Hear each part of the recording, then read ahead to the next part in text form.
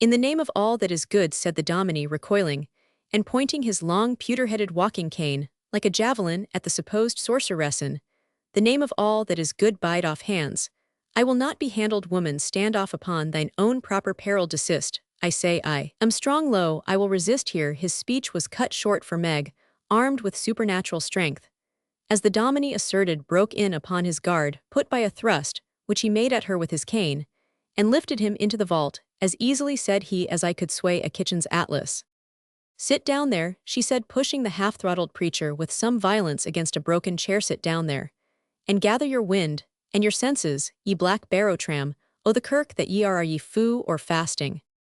"Fasting from all but sin," answered the Dominie, who, recovering his voice, and finding his exorcisms only served to exasperate the intractable sorceress, thought it best to affect complaisance and submission, inwardly conning over, however, the wholesome conjurations, which he durst no longer utter aloud.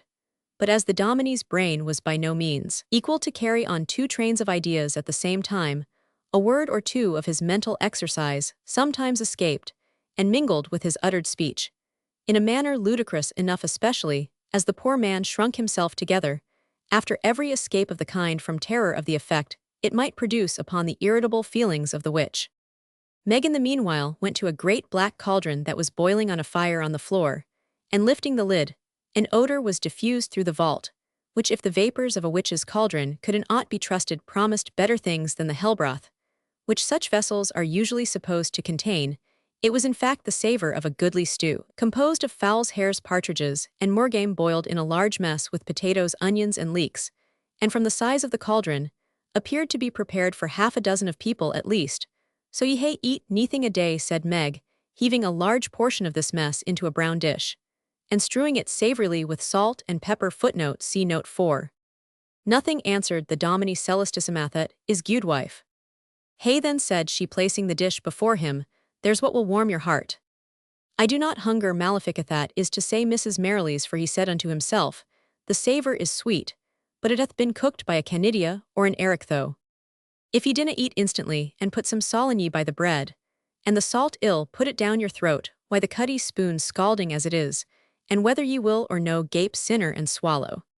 Sampson, afraid of eye of newt and toe of frog, tigers, shorens, and so forth, had determined not to venture, but the smell of the stew was fast melting his obstinacy, which flowed from his chops as it were in streams of water, and the witch's threats decided him to feed hunger, and fear are excellent casuists.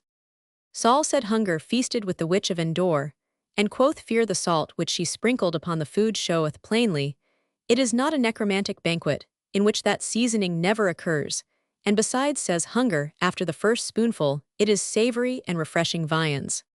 "So ye like the meat," said the hostess. "Yea," answered the Dominie, "and I give thee thanks, Celeratissimahitch," means Mrs. Margaret. "I will eat your fill, but an ye kenned how it was gotten, ye maybe wadna like it." Sae wheel Sampson's spoon dropped in the act of conveying its load to his mouth. "There's been money a moonlight watch to bring a that trade thegither," continued Meg. "The folk that are to eat that dinner thought little o' your game laws." "Is that all?" thought Sampson, resuming his spoon, and shovelling away manfully. "I will not lack my food upon that argument. Now ye maun tak a dram." "I will," quoth Sampson, conjuro tethet, "is I thank you heartily," for he thought to himself, in for a penny, in for a pound. And he fairly drank the witch's health in a cupful of brandy. When he had put this copestone upon Meg's good cheer, he felt, as he said, mightily elevated, and afraid of no evil which could befall unto him. "Will ye remember my errand now?" said Meg Merrilies. "I ken, by the cast o' your that you're another man than when you cam in." "I will, Mrs. Margaret," repeated Sampson stoutly. "I will deliver unto him the sealed yepistle, and will add what you please to send by word of mouth." "Then I'll make it short," says Meg. "Tell him to look at the stars without fail this night, and to do what I desire him in that letter as he would wish.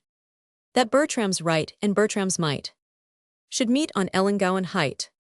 I have seen him twice, when he saw na me I ken, when he was in this country first, and I ken what's brought him back again up into the gate. You're o'er lang here, follow me." Sampson followed the Sibyl accordingly, who guided him about a quarter of a mile through the woods, by a shorter cut than he could have found for himself. Then they entered upon the common, Meg still marching before him at a great pace, until she gained the top of a small hillock which overhung the road. Here, she said, stand still here, look, how the setting sun breaks through yon cloud that's been darkening the lift a day, see, where the first stream o' light fa's it's upon Donegild's round tower, the aldest tower in the castle o' Ellangowan. That's no for neathing, see as it's glooming too. Seaward abune yon sloop in the bay, that's no for neathing neither. Here I stood on this very spot, said she, drawing herself up so as not to lose one hairbreadth of her uncommon height, and stretching out her long sinewy arm and clenched hand. Her I stood when I told the last Laird o' Ellangowan what was coming on his house, and did that fa to the ground, na, it hit even o'er sair, and here, where I break the wand of peace o'er him, here I stand again to bid God bless and prosper the just heir of Ellangowan, that will soon be brought to his ain, and the best laird he shall be that Ellangowan has seen for 300 years ill, no live to see it maybe, but there will be money a blithe, ye see it though mine be closed. And now, Abel Sampson, as ever ye load the house of Ellangowan, away why my message to the English colonel, as if life and death were upon your haste. So saying, she turned suddenly from the amazed Dominie, and regained with swift and long strides the shelter of the wood, from which she had issued at the point where it most encroached upon the common. Sampson gazed after her for a moment in utter astonishment, and then obeyed her directions, hurrying to Woodbourne at a pace very unusual for him, exclaiming 3 times, prodigious, prodigious, prodigious. Chapter 47. It is not madness that I have uttered, bring me to the test, and I the matter will reword which madness would gamble from Hamlet. As Mr. Sampson crossed the hall with a bewildered look, Mrs. Allen, the good housekeeper, who with the reverent attention which is usually rendered to the clergy in Scotland, was on the watch for his return, sallied forth to meet him. What's this ought now, Mr. Sampson? This is war than ever yell, really do yourself some injury, why these lang fasts neathings sae hurtful to the stomach, Mr. Sampson, if you would but put some peppermint draps in your pocket, or let Barnes cut ye a sandwich. Avoid thee, quoth the Dominie, his mind running still upon his interview with Meg Merrilies, and making for the dinning parlour. Na ye needna gang in there, the cloth's been removed an hour syne, and the colonel's at his wine, but just step into my room, I have a nice steak, that the cook will do in a moment. Exercise ot, said Sampson, that as I have dined. Dined, it's impossible, wah, can ye hae dined, why you that gangs out nae gate? With Beelzebub, I believe, said the minister. Na then he's bewitched for certain, said the housekeeper, letting go her hold, he's bewitched, or he's daft, and anyway, the colonel maun just guide him his ain gate, wheeze me hetch. Sirs, it's a sair thing to see learning bring folk to this. And with this compassionate ejaculation, she retreated into her own premises.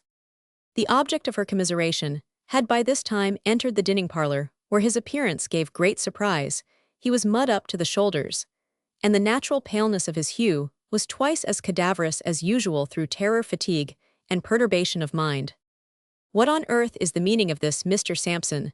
Said Mannering, who observed Miss Bertram, looking much alarmed for her simple but attached friend. Exercise-o, said the Dominie. How, sir, replied the astonished colonel. I crave pardon, honourable sir, but my wits are gone a wool-gathering. I think, pray, Mr. Sampson, collect yourself, and let me know the meaning of all this. Sampson was about to reply, but finding his Latin formula of exorcism still came most readily to his tongue, he prudently desisted from the attempt, and put the scrap of paper, which he had received from the gypsy, into Mannering's hand, who broke the seal and read it with surprise. This seems to be some jest, he said, and a very dull one. It came from no jesting person, said Mr. Sampson. From whom then did it come, demanded Mannering. The Dominie, who often displayed some delicacy of recollection, in cases where Miss Bertram had an interest, remembered the painful circumstances connected with Meg Merrilies, looked at the young ladies, and remained silent.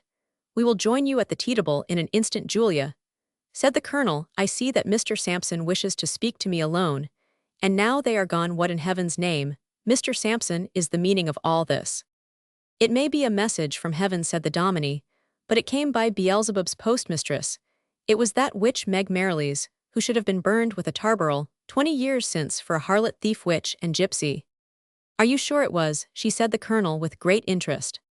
Sure, honoured sir, of a truth she is one not to be forgot. The like o' Meg Merrilies is not to be seen in any land.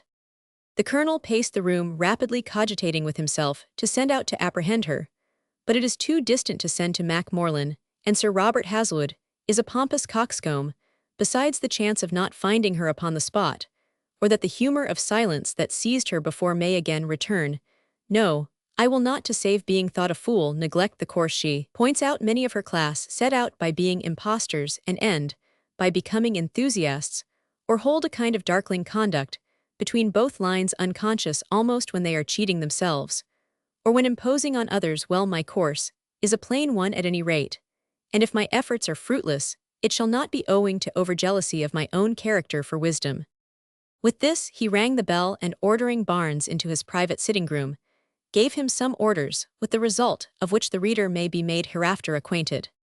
We must now take up another adventure, which is also to be woven into the story of this remarkable day.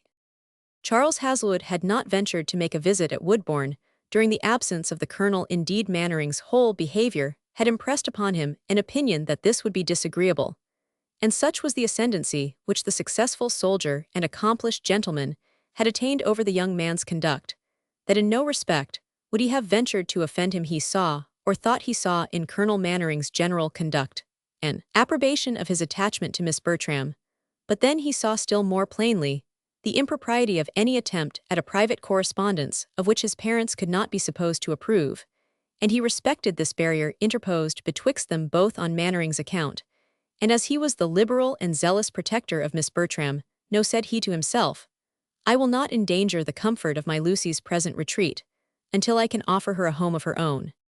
With this valorous resolution, which he maintained, although his horse from constant habit turned his head down the avenue of Woodbourne, and although he himself passed the lodge twice every day, Charles Hazlewood withstood a strong inclination to ride down just to ask how the young ladies were, and whether he could be of any service to them during Colonel Mannering's absence. But on the second occasion he felt the temptation so severe that he resolved not to expose himself to it a third time, and contenting himself with sending hopes and inquiries, and so forth to Woodbourne, he resolved to make a visit long promised to a family at some distance, and to return in such time as to be one of the earliest among Mannering's visitors, who should congratulate his safe arrival from his distant and hazardous expedition to Edinburgh.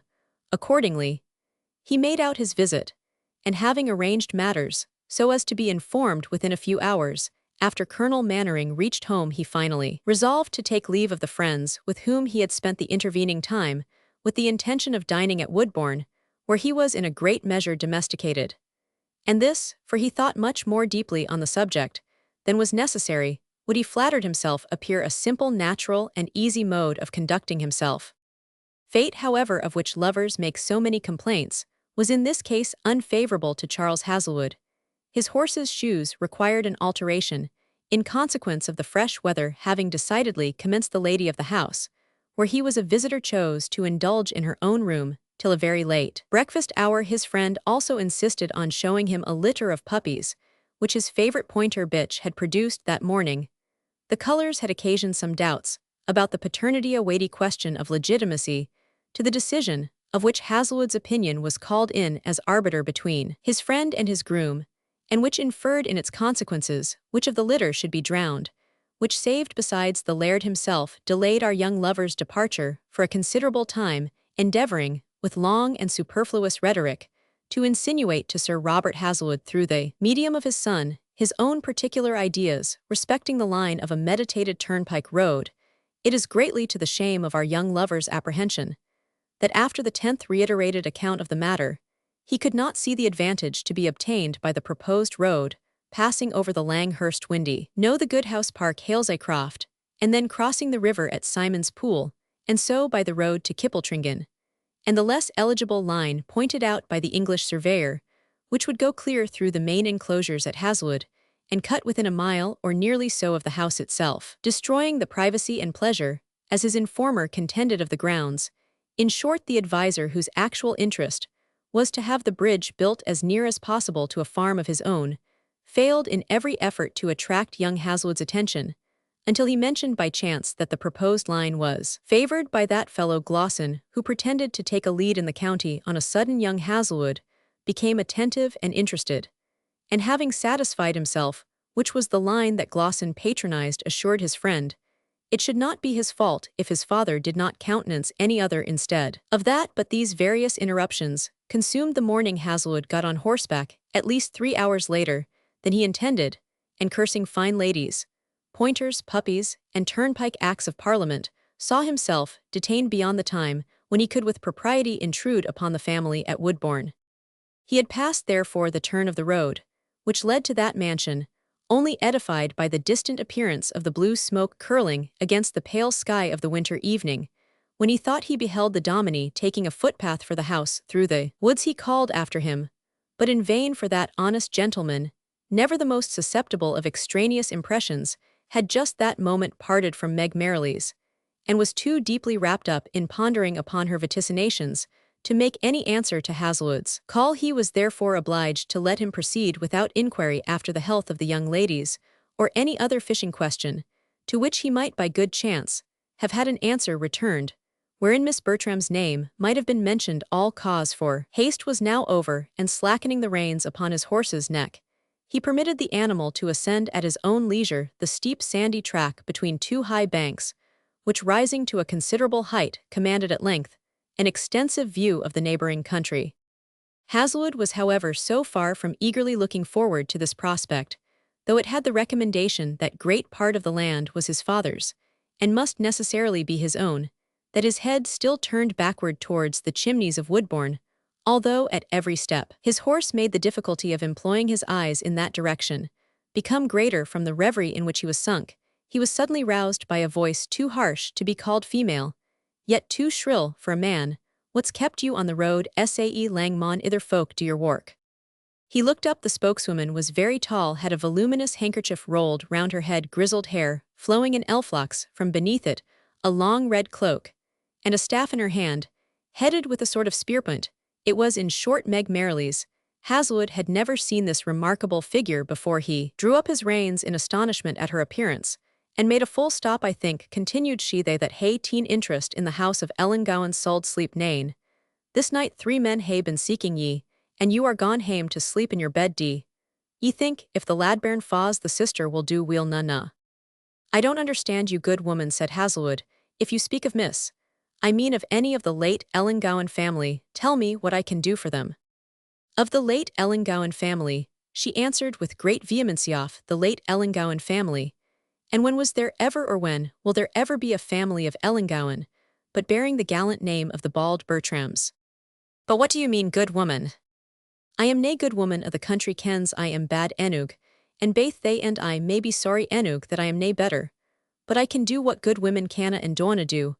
I can do what would freeze the blood o' them that is bred in bigot, was for neathing, but to bind bairns' heads, and to hap them in the cradle. Hear me, the guards drawn off at the custom house at Portonferry, and it's brought up to Hazelwood House by your father's orders, because he thinks his house is to be attacked this night by the smugglers. There's nebody means to touch his house. He has gude blood, and gentle blood. I say little o' him for himsel, but there's nebody thinks him worth meddling. Why send the horsemen back to their post cannily, and quietly see and they win a hay work the night. I will they the guns will flash, and the swords will glitter in the braw moon." "Good God, what do you mean?" said young Hazelwood. "Your words and manner would persuade me you are mad, and yet there is a strange combination in what you say." "I am not mad," exclaimed the gypsy. "I have been imprisoned for mad, scourged for mad, banished for mad, but mad I am not. Hear ye, Charles Hazelwood of Hazelwood, die bear malice against him that wounded you. No, dame, God forbid. My arm is quite well, and I have always said the shot was discharged by accident. I should be glad to tell the young man so himself." "Then do what I bid ye," answered Meg Merrilies, "and ye ll do him mair gude than ever he did you ill, for if he was left to his ill-wishers, he would be a bloody corpse ere morn, or a banished man. But there's ane abune ado, as I bid you send back the soldiers to Portonferry. There's nae mair fear o' Hazelwood House than there's o' Cruffle Fell," and she vanished with her usual celerity of pace. It would seem that the appearance of this female, and the mixture of frenzy and enthusiasm in her manner, seldom failed to produce the strongest impression upon those whom she addressed. Her words, though wild, were too plain and intelligible for actual madness, and yet too vehement and extravagant for sober-minded communication.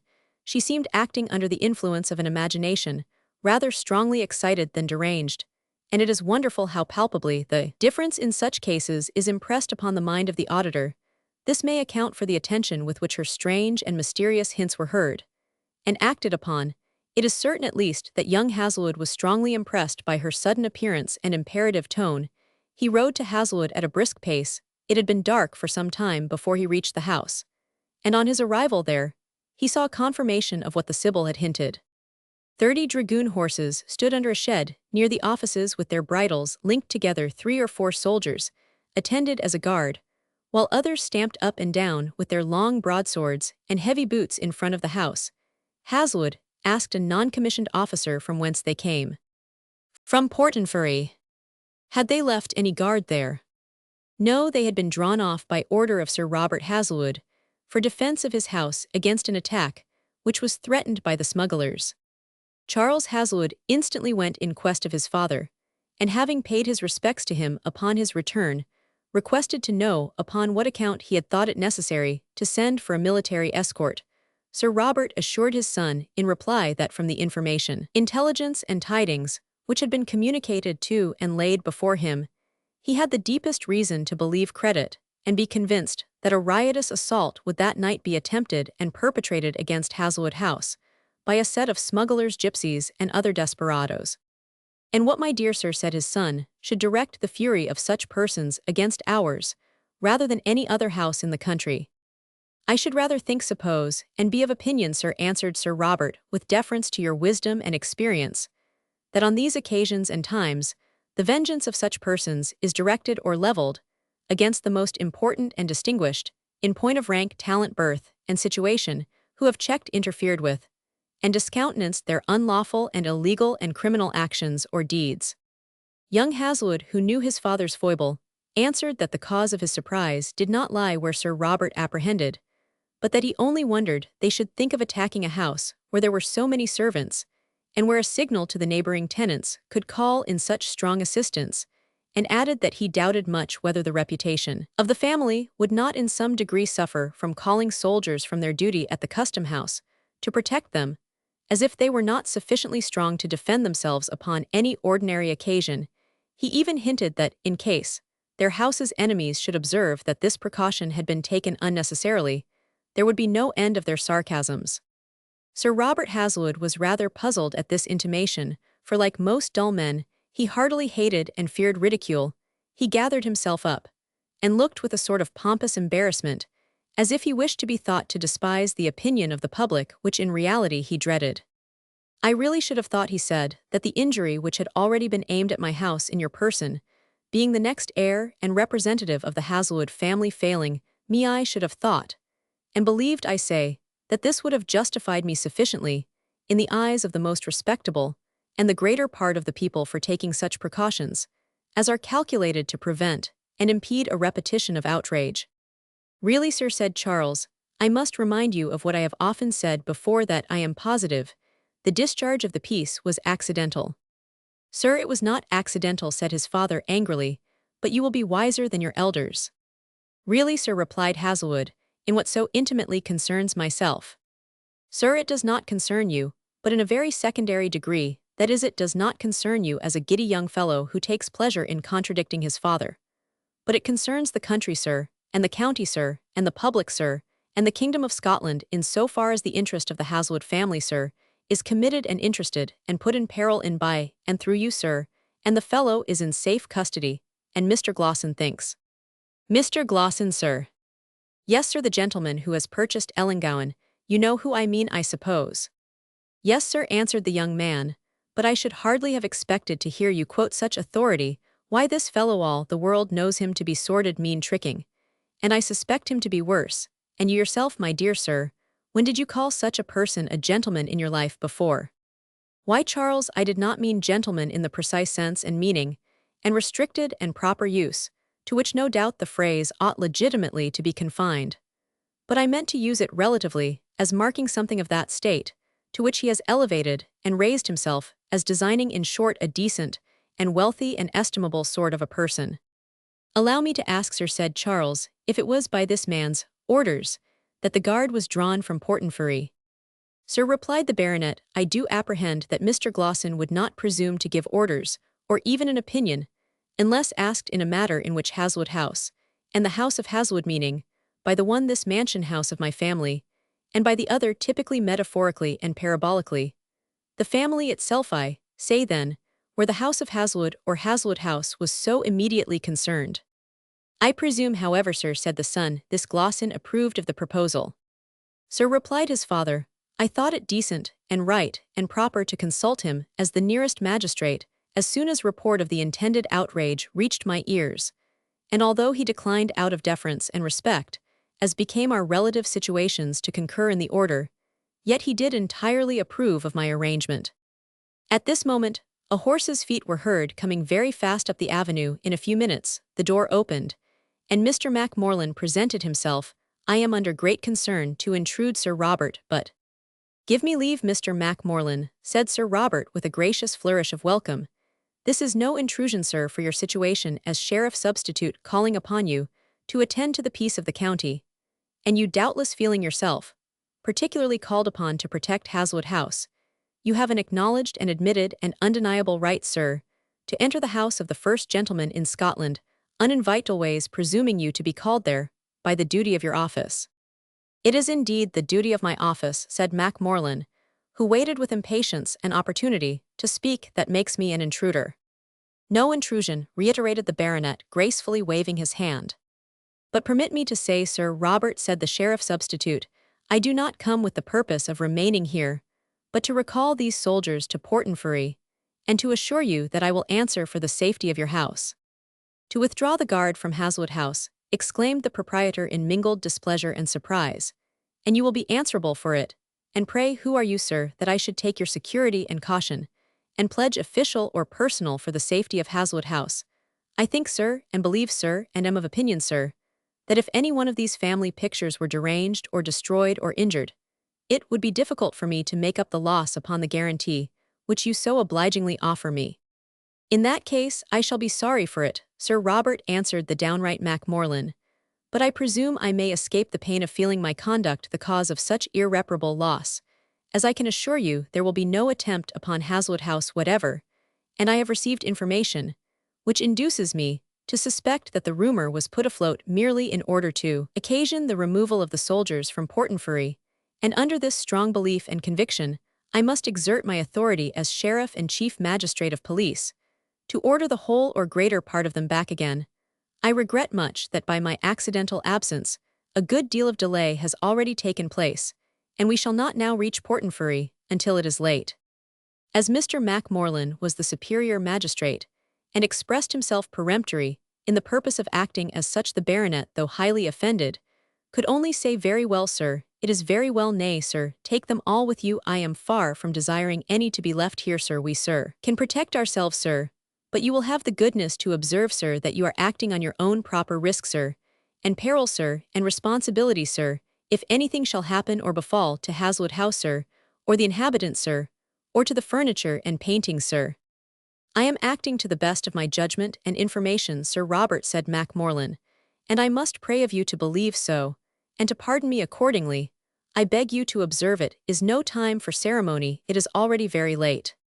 But Sir Robert, without deigning to listen to his apologies, immediately employed himself with much parade in arming, and arraying his domestics. Charles Haswood longed to accompany the military which were about to depart for Portenferry, and which were now drawn up and mounted by direction, and under the guidance of Mr. Macmorland, as the civil magistrate. But it would have given just pain and offence to his father to have left him at a moment when he conceived himself and his mansion house in danger.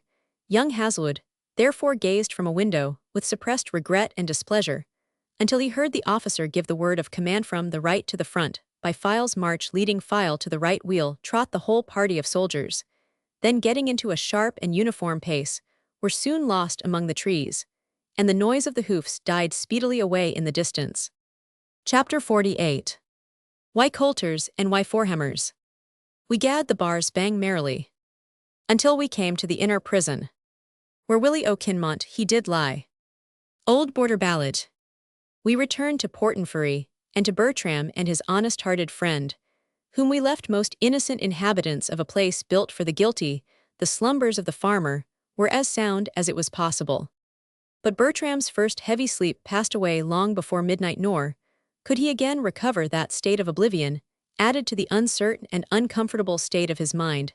His body felt feverish, and oppressed. This was chiefly owing to the close and confined air of the small apartment in which they slept after enduring for some time the broiling and suffocating feeling attendant upon such an atmosphere. He rose to endeavor to open the window of the apartment, and thus to procure a change of air. Alas, the first trial reminded him that he was in jail, and that the building being contrived for security, not comfort, the means of procuring fresh air were not left at the disposal of the wretched inhabitants.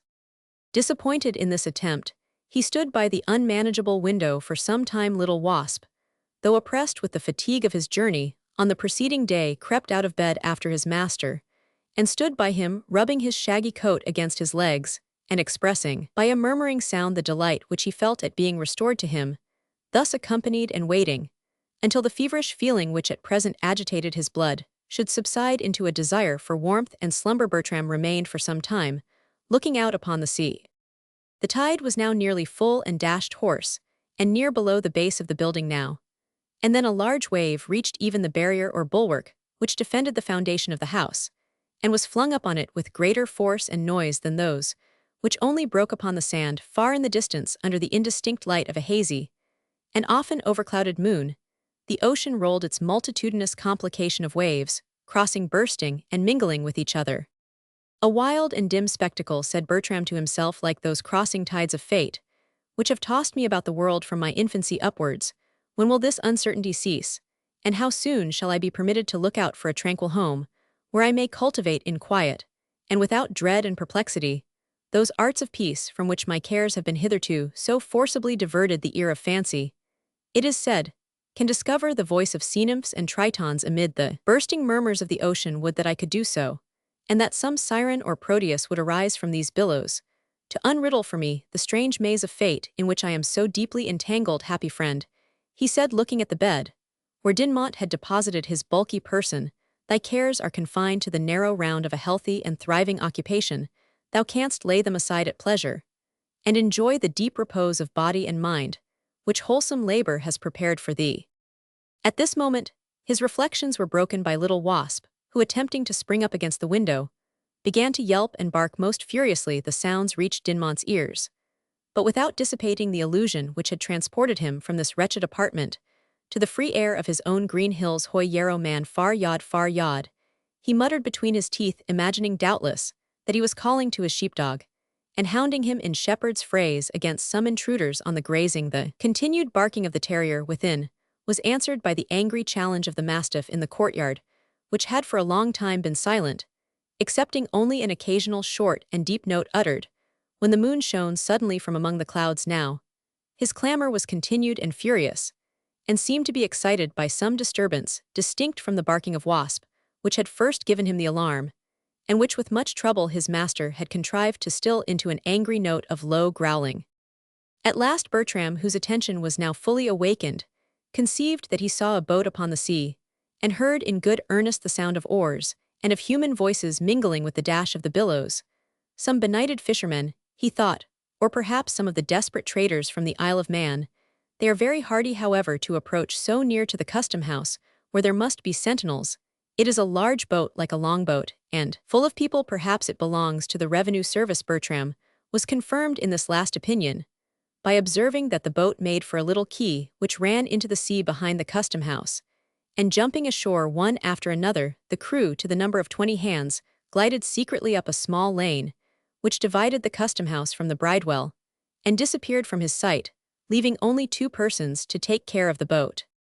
The dash of these men's oars at first, and latterly, the suppressed sounds of their voices, had excited the wrath of the wakeful sentinel in the courtyard, who now exalted his deep voice into such a horrid and continuous din that it awakened his brute master, as savage a bandog as himself. His cry from a window of "How now, Taram, what's the matter, sir? Down, dn ye, down," produced no abatement of Taram's vociferation, which in part prevented his master from hearing the sounds of alarm, which his ferocious vigilance was in the act of challenging. But the mate of the Tulagid Cerberus was gifted with sharper ears than her husband.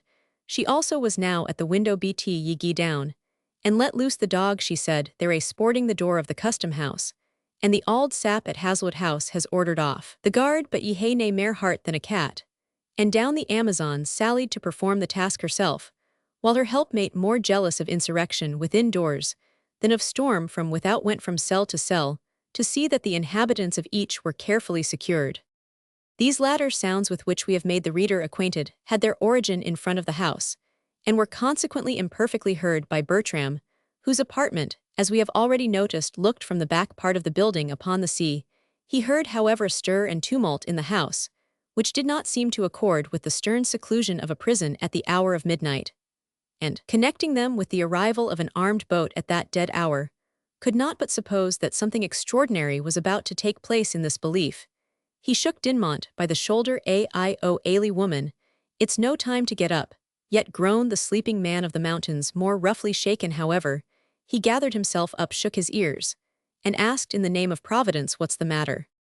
"That I can't tell you," replied Bertram, "but either the place is on fire or some extraordinary thing is about to happen. Are you not sensible of a smell of fire?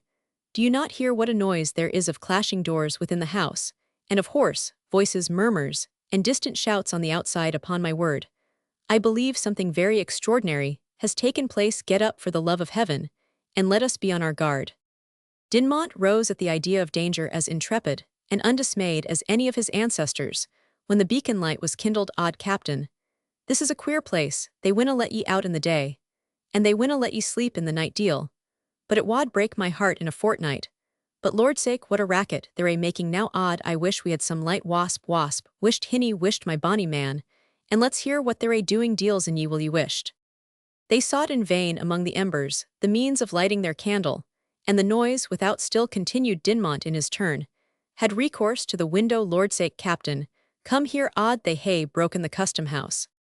Bertram hastened to the window, and plainly saw a miscellaneous crowd of smugglers and blackguards of different descriptions, some carrying lighted torches, others bearing packages and barrels down the lane to the boat that was lying at the quay, to which 2 or 3 other fisher boats were now brought round. They were loading each of these in their turn, and 1 or 2 had already put off to seaward. "This speaks for itself," said Bertram, "but I fear something worse has happened. Do you perceive a strong smell of smoke, or is it my fancy?" "Fancy," answered Dinmont. "There's a reek like a kilogy. Odd, if they burn the custom house it will catch here, and well lunt like a tarbarrel o' the gither. It wad be fearsome to be burnt alive, for neething like as if ane had been a warlock. Mac Guffog hear ye roaring at the top of his voice, and ye wad ever hae a hale bane in your skin. Let's out, man, let's out." The fire began now to rise. High and thick clouds of smoke rolled past the window at which Bertram and Dinmont were stationed. Sometimes, as the wind pleased, the dim shroud of vapor hid everything from their sight. Sometimes, a red glare illuminated both land and sea, and shone full on the stern and fierce figures who, wild with ferocious activity, were engaged in loading the boats. The fire was at length triumphant, and spouted in jets of flame out at each window of the burning building, while huge flakes of flaming materials came driving on the wind against the adjoining prison, and rolling a dark canopy of smoke over all the neighborhood. The shouts of a furious mob resounded far and wide, for the smugglers, in their triumph, were joined by all the rabble of the little town and neighborhood, now aroused, and in complete agitation, notwithstanding the lateness of the hour, some from interest in the free trade, and most from the general love of mischief and tumult natural to a vulgar populace. Bertram began to be seriously anxious for their fate. There was no stir in the house. It seemed as if the jailer had deserted his charge, and left the prison with its wretched inhabitants to the mercy of the conflagration, which was spreading towards them. In the meantime, a new and fierce attack was heard upon the outer gate of the correction house, which, battered with sledgehammers and crows, was soon forced. The keeper, as great a coward as a bully, with his more ferocious wife, had fled. Their servants readily surrendered the keys. The liberated prisoners, celebrating their deliverance, with the wildest yells of joy, mingled among the mob which had given them freedom. In the midst of the confusion that ensued, 3 or 4 of the principal smugglers hurried to the apartment of Bertram with lighted torches, and armed with cutlasses and pistols. "Daredevil," said the leader, "here's our mark." And 2 of them seized on Bertram, but one whispered in his ear, "Make no resistance till you are in the street." The same individual found an instant to say to Dinmont, "Follow your friend and help, when you see the time come." In the hurry of the moment, Dinmont obeyed and followed close. The 2 smugglers dragged Bertram along the passage downstairs through the courtyard, now illuminated by the glare of fire, and into the narrow street, to which the gate opened, where in the confusion the gang were necessarily, in some degree, separated from each other. A rapid noise, as of a body of horse advancing, seemed to add to the disturbance. Hagel, "And wetter what is that?" said the leader. "Keep together." Kinder looked to the prisoner. But in spite of his charge, the two who held Bertram were the last of the party. The sounds and signs of violence were heard in front. The press became furiously agitated. While some endeavored to defend themselves, others to escape. Shots were fired, and the glittering broadswords of the dragoons began to appear, flashing above the heads of the rioters. "Now," said the warning whisper of the man who held Bertram's left arm, the same who had spoken before. "Shake off that fellow and follow me." Bertram, exerting his strength suddenly and effectually, easily burst from the grasp of the man who held his collar on the right side.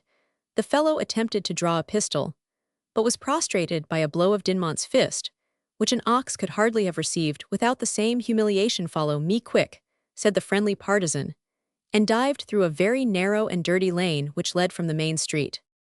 No pursuit took place. The attention of the smugglers had been otherwise, and very disagreeably engaged by the sudden appearance of Mac Morlan, and the party of horse. The loud manly voice of the provincial magistrate was heard proclaiming the riot act, and charging all those unlawfully assembled to disperse at their own proper peril.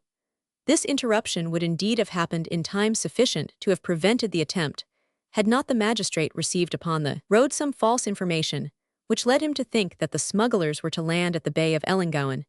Nearly 2 hours were lost in consequence of this false intelligence, which it may be no lack of charity to suppose that Glossin, so deeply interested in the issue of that night's daring attempt, had contrived to throw in Mac Morlan's way, availing himself of the knowledge that the soldiers had left Hazlewood House, which would soon reach an ear so anxious as. In the meantime, Bertram followed his guide, and was in his turn followed by Dinmont. The shouts of the mob, the trampling of the horses, the dropping pistol shots, sunk more and more faintly upon their ears. When at the end of the dark lane they found a post-chaise with 4 horses. "Are you here in God's name?" said the guide to the postilion who drove the leaders. "I troth am I," answered Jock Jabos, "and I wish I were ony gate else." "Open the carriage, then you gentlemen get into it. In a short time you'll be in a place of safety, and to Bertram, remember your promise to the gypsy wife." Bertram, resolving to be passive in the hands of a person who had just rendered him such a distinguished piece of service, got into the chaise. As directed, Dinmont followed. Wasp, who had kept close by them, sprung in at the same time, and the carriage drove off very fast. "Have a care o' me," said Dinmont. "But this is the queerest thing, yet odd I trust they'll no coo us, and then what's to come o' Dumple? I would rather be on his back than in the Duke's coach, God bless him." Bertram observed that they could not go at that rapid rate to any very great distance without changing horses, and that they might insist upon remaining till daylight at the first inn they stopped at, or at least upon being made acquainted with the purpose and termination of their journey, and Mr. Dinmont might there give directions about his faithful horse, which would probably be safe at the stables, where he had left him. Awil, een sae be it, for dandy odd, if we were ants out o' this trinling kist. Oh, a thing I am thinking they wad find it hard work to gar us gang ony gate, but where we liked ourselves." While he thus spoke, the carriage, making a sudden turn, showed them through the left window the village at some distance, still widely beaconed by the fire which, having reached a storehouse wherein spirits were deposited, now rose high into the air, a wavering column of brilliant light.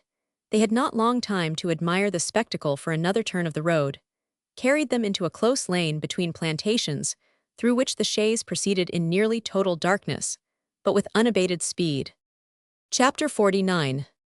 The night drave on wi' sangs and clatter, and the ale was growing better. Tam o' Shanter. We must now return to Woodbourne, which, it may be remembered, we left just after the colonel had given some directions to his confidential servant when he returned. His absence of mind, and an unusual expression of thought and anxiety upon his features, struck the ladies whom he joined in the drawing-room. Mannering was not, however, a man to be questioned even by those whom he most loved upon the cause of the mental agitation which these signs expressed. The hour of tea arrived, and the party were partaking of that refreshment in silence when a carriage drove up to the door, and the bell announced the arrival of a visitor. "Surely," said Mannering, "it is too soon by some hours." There was a short pause, when Barnes, opening the door of the saloon, announced Mr. Playdell. In marched the lawyer, whose well-brushed black coat and well-powdered wig, together with his point ruffles, brown silk stockings, highly varnished shoes, and gold buckles, exhibited the pains which the old gentleman had taken to prepare his person for the ladies' society. He was welcomed by Mannering with a hearty shake by the hand, the very man I wish to see at this moment. Yes, said the counselor, I told you, I would take the first opportunity, so I have ventured to leave the court for a week in session time no common sacrifice. But I had a notion I could be useful, and I was to attend a proof here about the same time, but will you not introduce me to the young ladies? Ah, there is one I should have known at once from her family likeness, Miss Lucy Bertram. My love, I am most happy to see you, and he folded her in his arms, and gave her a hearty kiss on each side of the face, to which Lucy submitted in blushing resignation. On narrate pas dans un si beau chemin, continued the gay old gentleman, and as the colonel presented him to Julia, took the same liberty with that fair lady's cheek. Julia laughed, colored, and disengaged herself. I beg 1,000 pardons, said the lawyer with a bow which was not at all professionally awkward. Age and old fashions give privileges, and I can hardly say whether I am most sorry just now at being too well entitled to claim them at all, or happy in having such an opportunity to exercise them so agreeably. Upon my word, sir, said Miss Mannering, laughing, if you make such flattering apologies, we shall begin to doubt whether we can admit you to shelter yourself under your alleged qualifications. I can assure you, Julia, said the colonel, you are perfectly right. My friend the counselor is a dangerous person. The last time I had the pleasure of seeing him, he was closeted with a fair lady, who had granted him a tete-a-tete at 8 in the morning. Ay, but colonel, said the counselor, you should add I was more indebted to my chocolate than my charms for so distinguished a favor from a person of such propriety of demeanor as Mrs. Rebecca. And that should remind me, Mr. Playdell, said Julia, to offer you tea, that is, supposing you have dined. Anything, Miss Mannering, from your hands, answered the gallant jurisconsult. Yes, I have dined, that is to say, as people dine at a Scotch inn. And that is indifferently enough, said the colonel with his hand upon the bell handle. Give me leave to order something. Why, to say truth, replied Mr. Playdell, I had rather not. I have been inquiring into that matter, for you must know, I stopped an instant below to pull off my buthos, a world too wide for my shrunk shanks, glancing down with some complacency upon limbs, which looked very well for his time of life. And I had some conversation with your Barnes, and a very intelligent person, whom I presume to be the housekeeper, and it was settled among us tota re perspecta. I beg Miss Mannering's pardon for my Latin, that the old lady should add to your light family supper the more substantial refreshment of a brace of wild ducks. I told her, always under deep submission, my poor thoughts about the sauce, which concurred exactly with her own. And if you please, I would rather wait till they are ready before eating anything solid. And we will anticipate our usual hour of supper, said the colonel. With all my heart, said Playdell, providing I do not lose the lady's company a moment the sooner I am of counsel with my old friend Burnett. Footnote, see note 5. I love the coena, the supper of the ancients, the pleasant meal and social glass that wash out of one's mind the cobwebs that business or gloom have been spinning in our brains all day. The vivacity of Mr. Playdell's look and manner, and the quietness with which he made himself at home on the subject of his little Epicurean comforts, amused the ladies, but particularly Miss Mannering, who immediately gave the counselor a great deal of flattering attention, and more pretty things were said on both sides during the service of the teatable than we have leisure to repeat. As soon as this was over, Mannering led the counselor by the arm into a small study which opened from the saloon, and where, according to the custom of the family, there were always lights, and a good fire in the evening.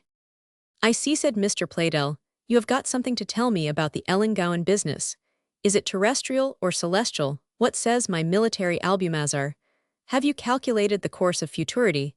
Have you consulted your ephemerides, your almachoden, your almute? No, truly, counselor, replied Mannering, you are the only Ptolemy I intend to resort to upon the present occasion. A second Prospero, I have broken my staff, and drowned my book far beyond plummet depth. But I have great news, notwithstanding Meg Merrilies, our Egyptian Sibyl has appeared to the Dominie this very day, and as I conjecture has frightened the honest man, not a little. Indeed. Ay, and she has done me the honor to open a correspondence with me, supposing me to be as deep in astrological mysteries as when we first met here, is her scroll delivered to me by the Dominie. Playdell put on his spectacles, a vile greasy scrawl indeed, and the letters are uncial or semi-uncile, as somebody calls your large text hand, and in size and perpendicularity, resemble the ribs of a roasted pig. I can hardly make it out. Read aloud, said Mannering. I will try, answered the lawyer. You are a good seeker, but a bad Finder, you set yourself to prop a falling house, but had a jay guess. It would rise again. Lend your hand to the work that's near as you. Lent your to the weird that was far have a carriage this night by. 10 o'clock at the end of the crooked dykes at Portenferry, and let it bring the folk to Woodbourne that shall ask them if they be therein. God's name stay here follow some poetry. Dark shall be light, and wrong done to right when Bertram's right, and Bertram's might shall meet on Ellangowan's height. A most mystic epistle truly, and closes in a vein of poetry, worthy of the Cumean Sibyl. And what have you done? Why, said Mannering, rather reluctantly, I was loth to risk any opportunity of throwing light on this business. The woman is perhaps crazed, and these effusions may arise only from visions of her imagination, but you were of opinion that she knew more of that strange story than she ever told. And so, said Pleydell, you sent a carriage to the place named. You will laugh at me, if I own I did, replied the colonel. Who I, replied the advocate, no truly, I think it was the wisest thing you could do.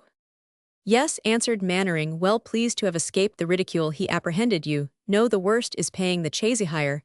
I sent a post-chaise, and 4 from Kippletringan, with instructions corresponding to the letter. The horses will have a long and cold station on the outpost tonight, if our intelligence be false.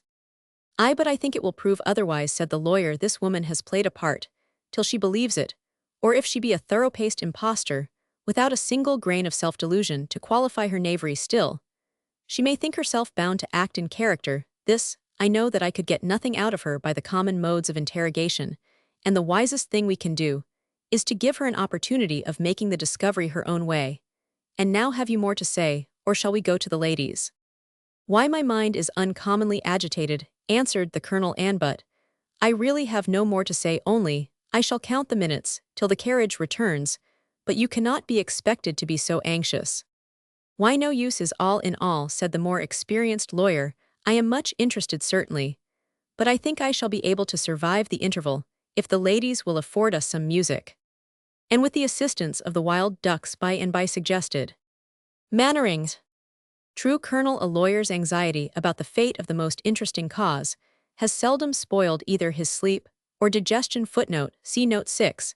And yet I shall be very eager to hear the rattle of these wheels on their return notwithstanding. So saying, he rose, and led the way into the next room, where Miss Mannering, at his request, took her seat at the harpsichord. Lucy Bertram, who sung her native melodies very sweetly, was accompanied by her friend upon the instrument, and Julia afterwards performed some of Scarlatti's sonatas with great brilliancy, the old lawyer scraping a little upon the violoncello, and being a member of the gentlemen's concert in Edinburgh, was so greatly delighted with this mode of spending the evening that I doubt if he once thought of the wild ducks, until Barnes informed the company that supper was ready. Tell Mrs. Allen to have something in readiness, said the colonel. I expect that is, I hope perhaps some company may be here tonight, and let the men sit up, and do not lock the upper gate on the lawn until I desire you. Lord, sir, said Julia, whom can you possibly expect tonight?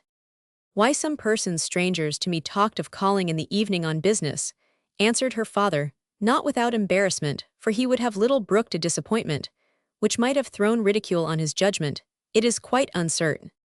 Well, we shall not pardon them for disturbing our party, said Julia, unless they bring as much good humor, and as susceptible hearts as my friend and admirer, for so he has dubbed himself, Mr. Pleydell. Ah, Miss Julia, said Pleydell, offering his arm with an air of gallantry to conduct her into the eating-room, the time has been when I returned from Utrecht, in the year 1738. Pray don't talk of it, answered the young lady. We like you much better, as you are Utrecht in heaven's name. I dare say you have spent all the intervening years in getting rid so completely of the effects of your Dutch education. Oh, forgive me, Miss Mannering, said the lawyer. The Dutch are a much more accomplished people, in point of gallantry, than their volatile neighbors are willing to admit. They are constant as clockwork in their attentions. I should tire of that, said Julia. Imperturbable in their good temper, continued Pleydell. Worse and worse, said the young lady.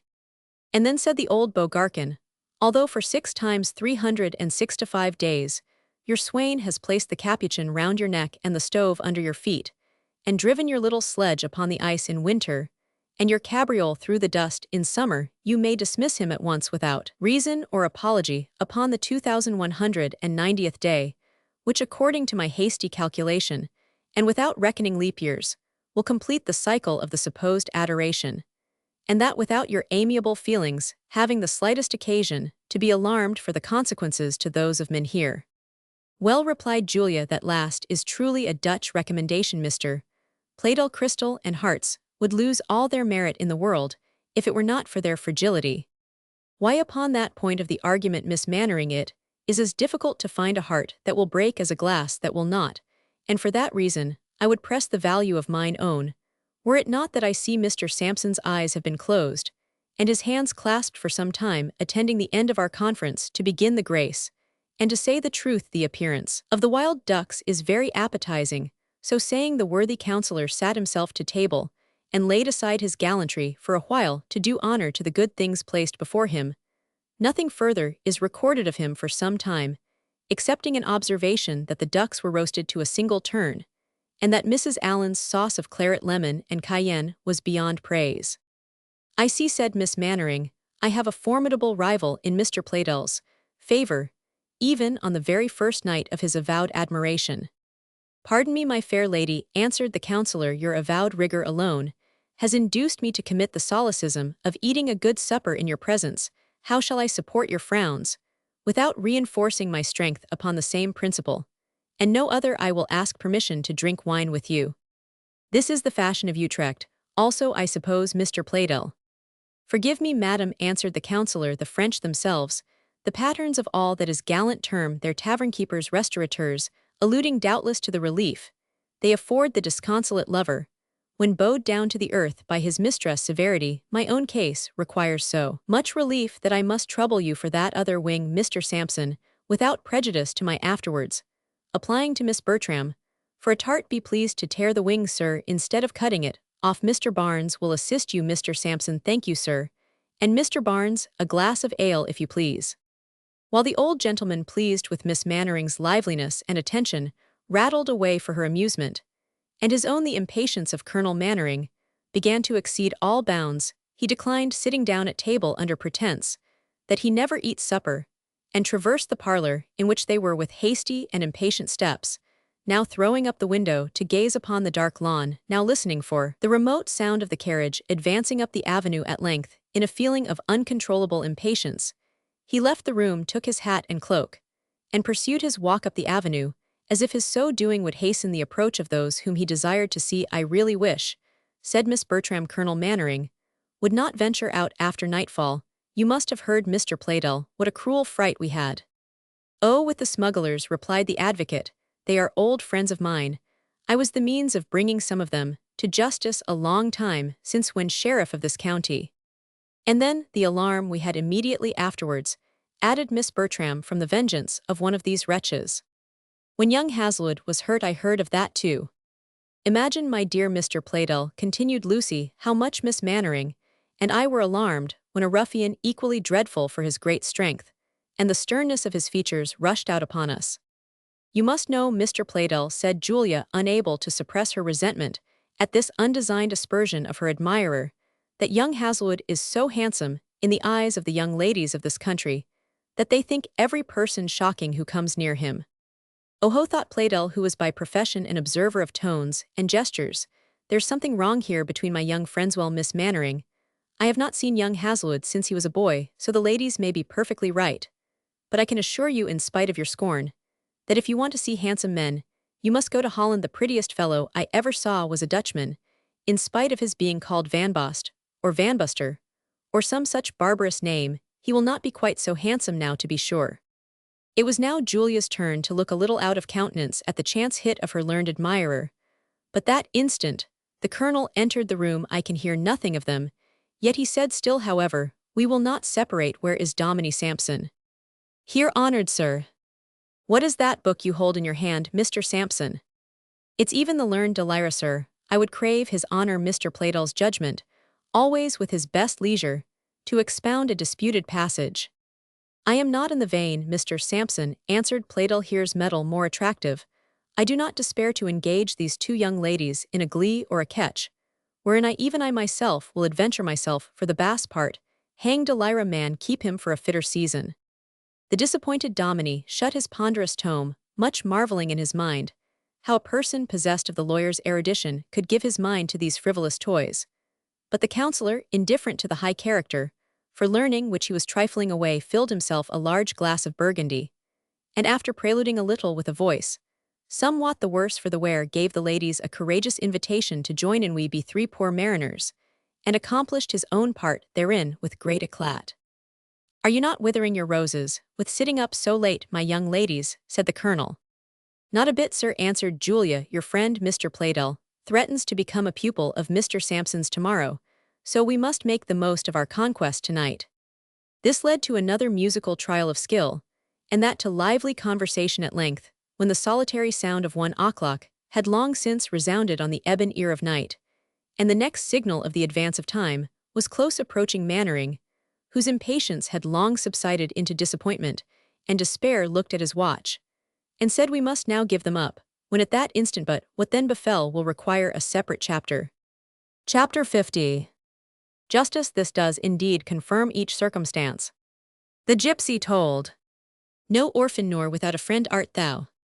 I am thy father, here's thy mother there. Thy uncle this, thy first cousin, and these are all thy near relations." The critic. As Mannering replaced his watch, he heard a distant and hollow sound. "It is a carriage for certain." "No, it is but the sound of the wind among the leafless trees. Do come to the window, Mr.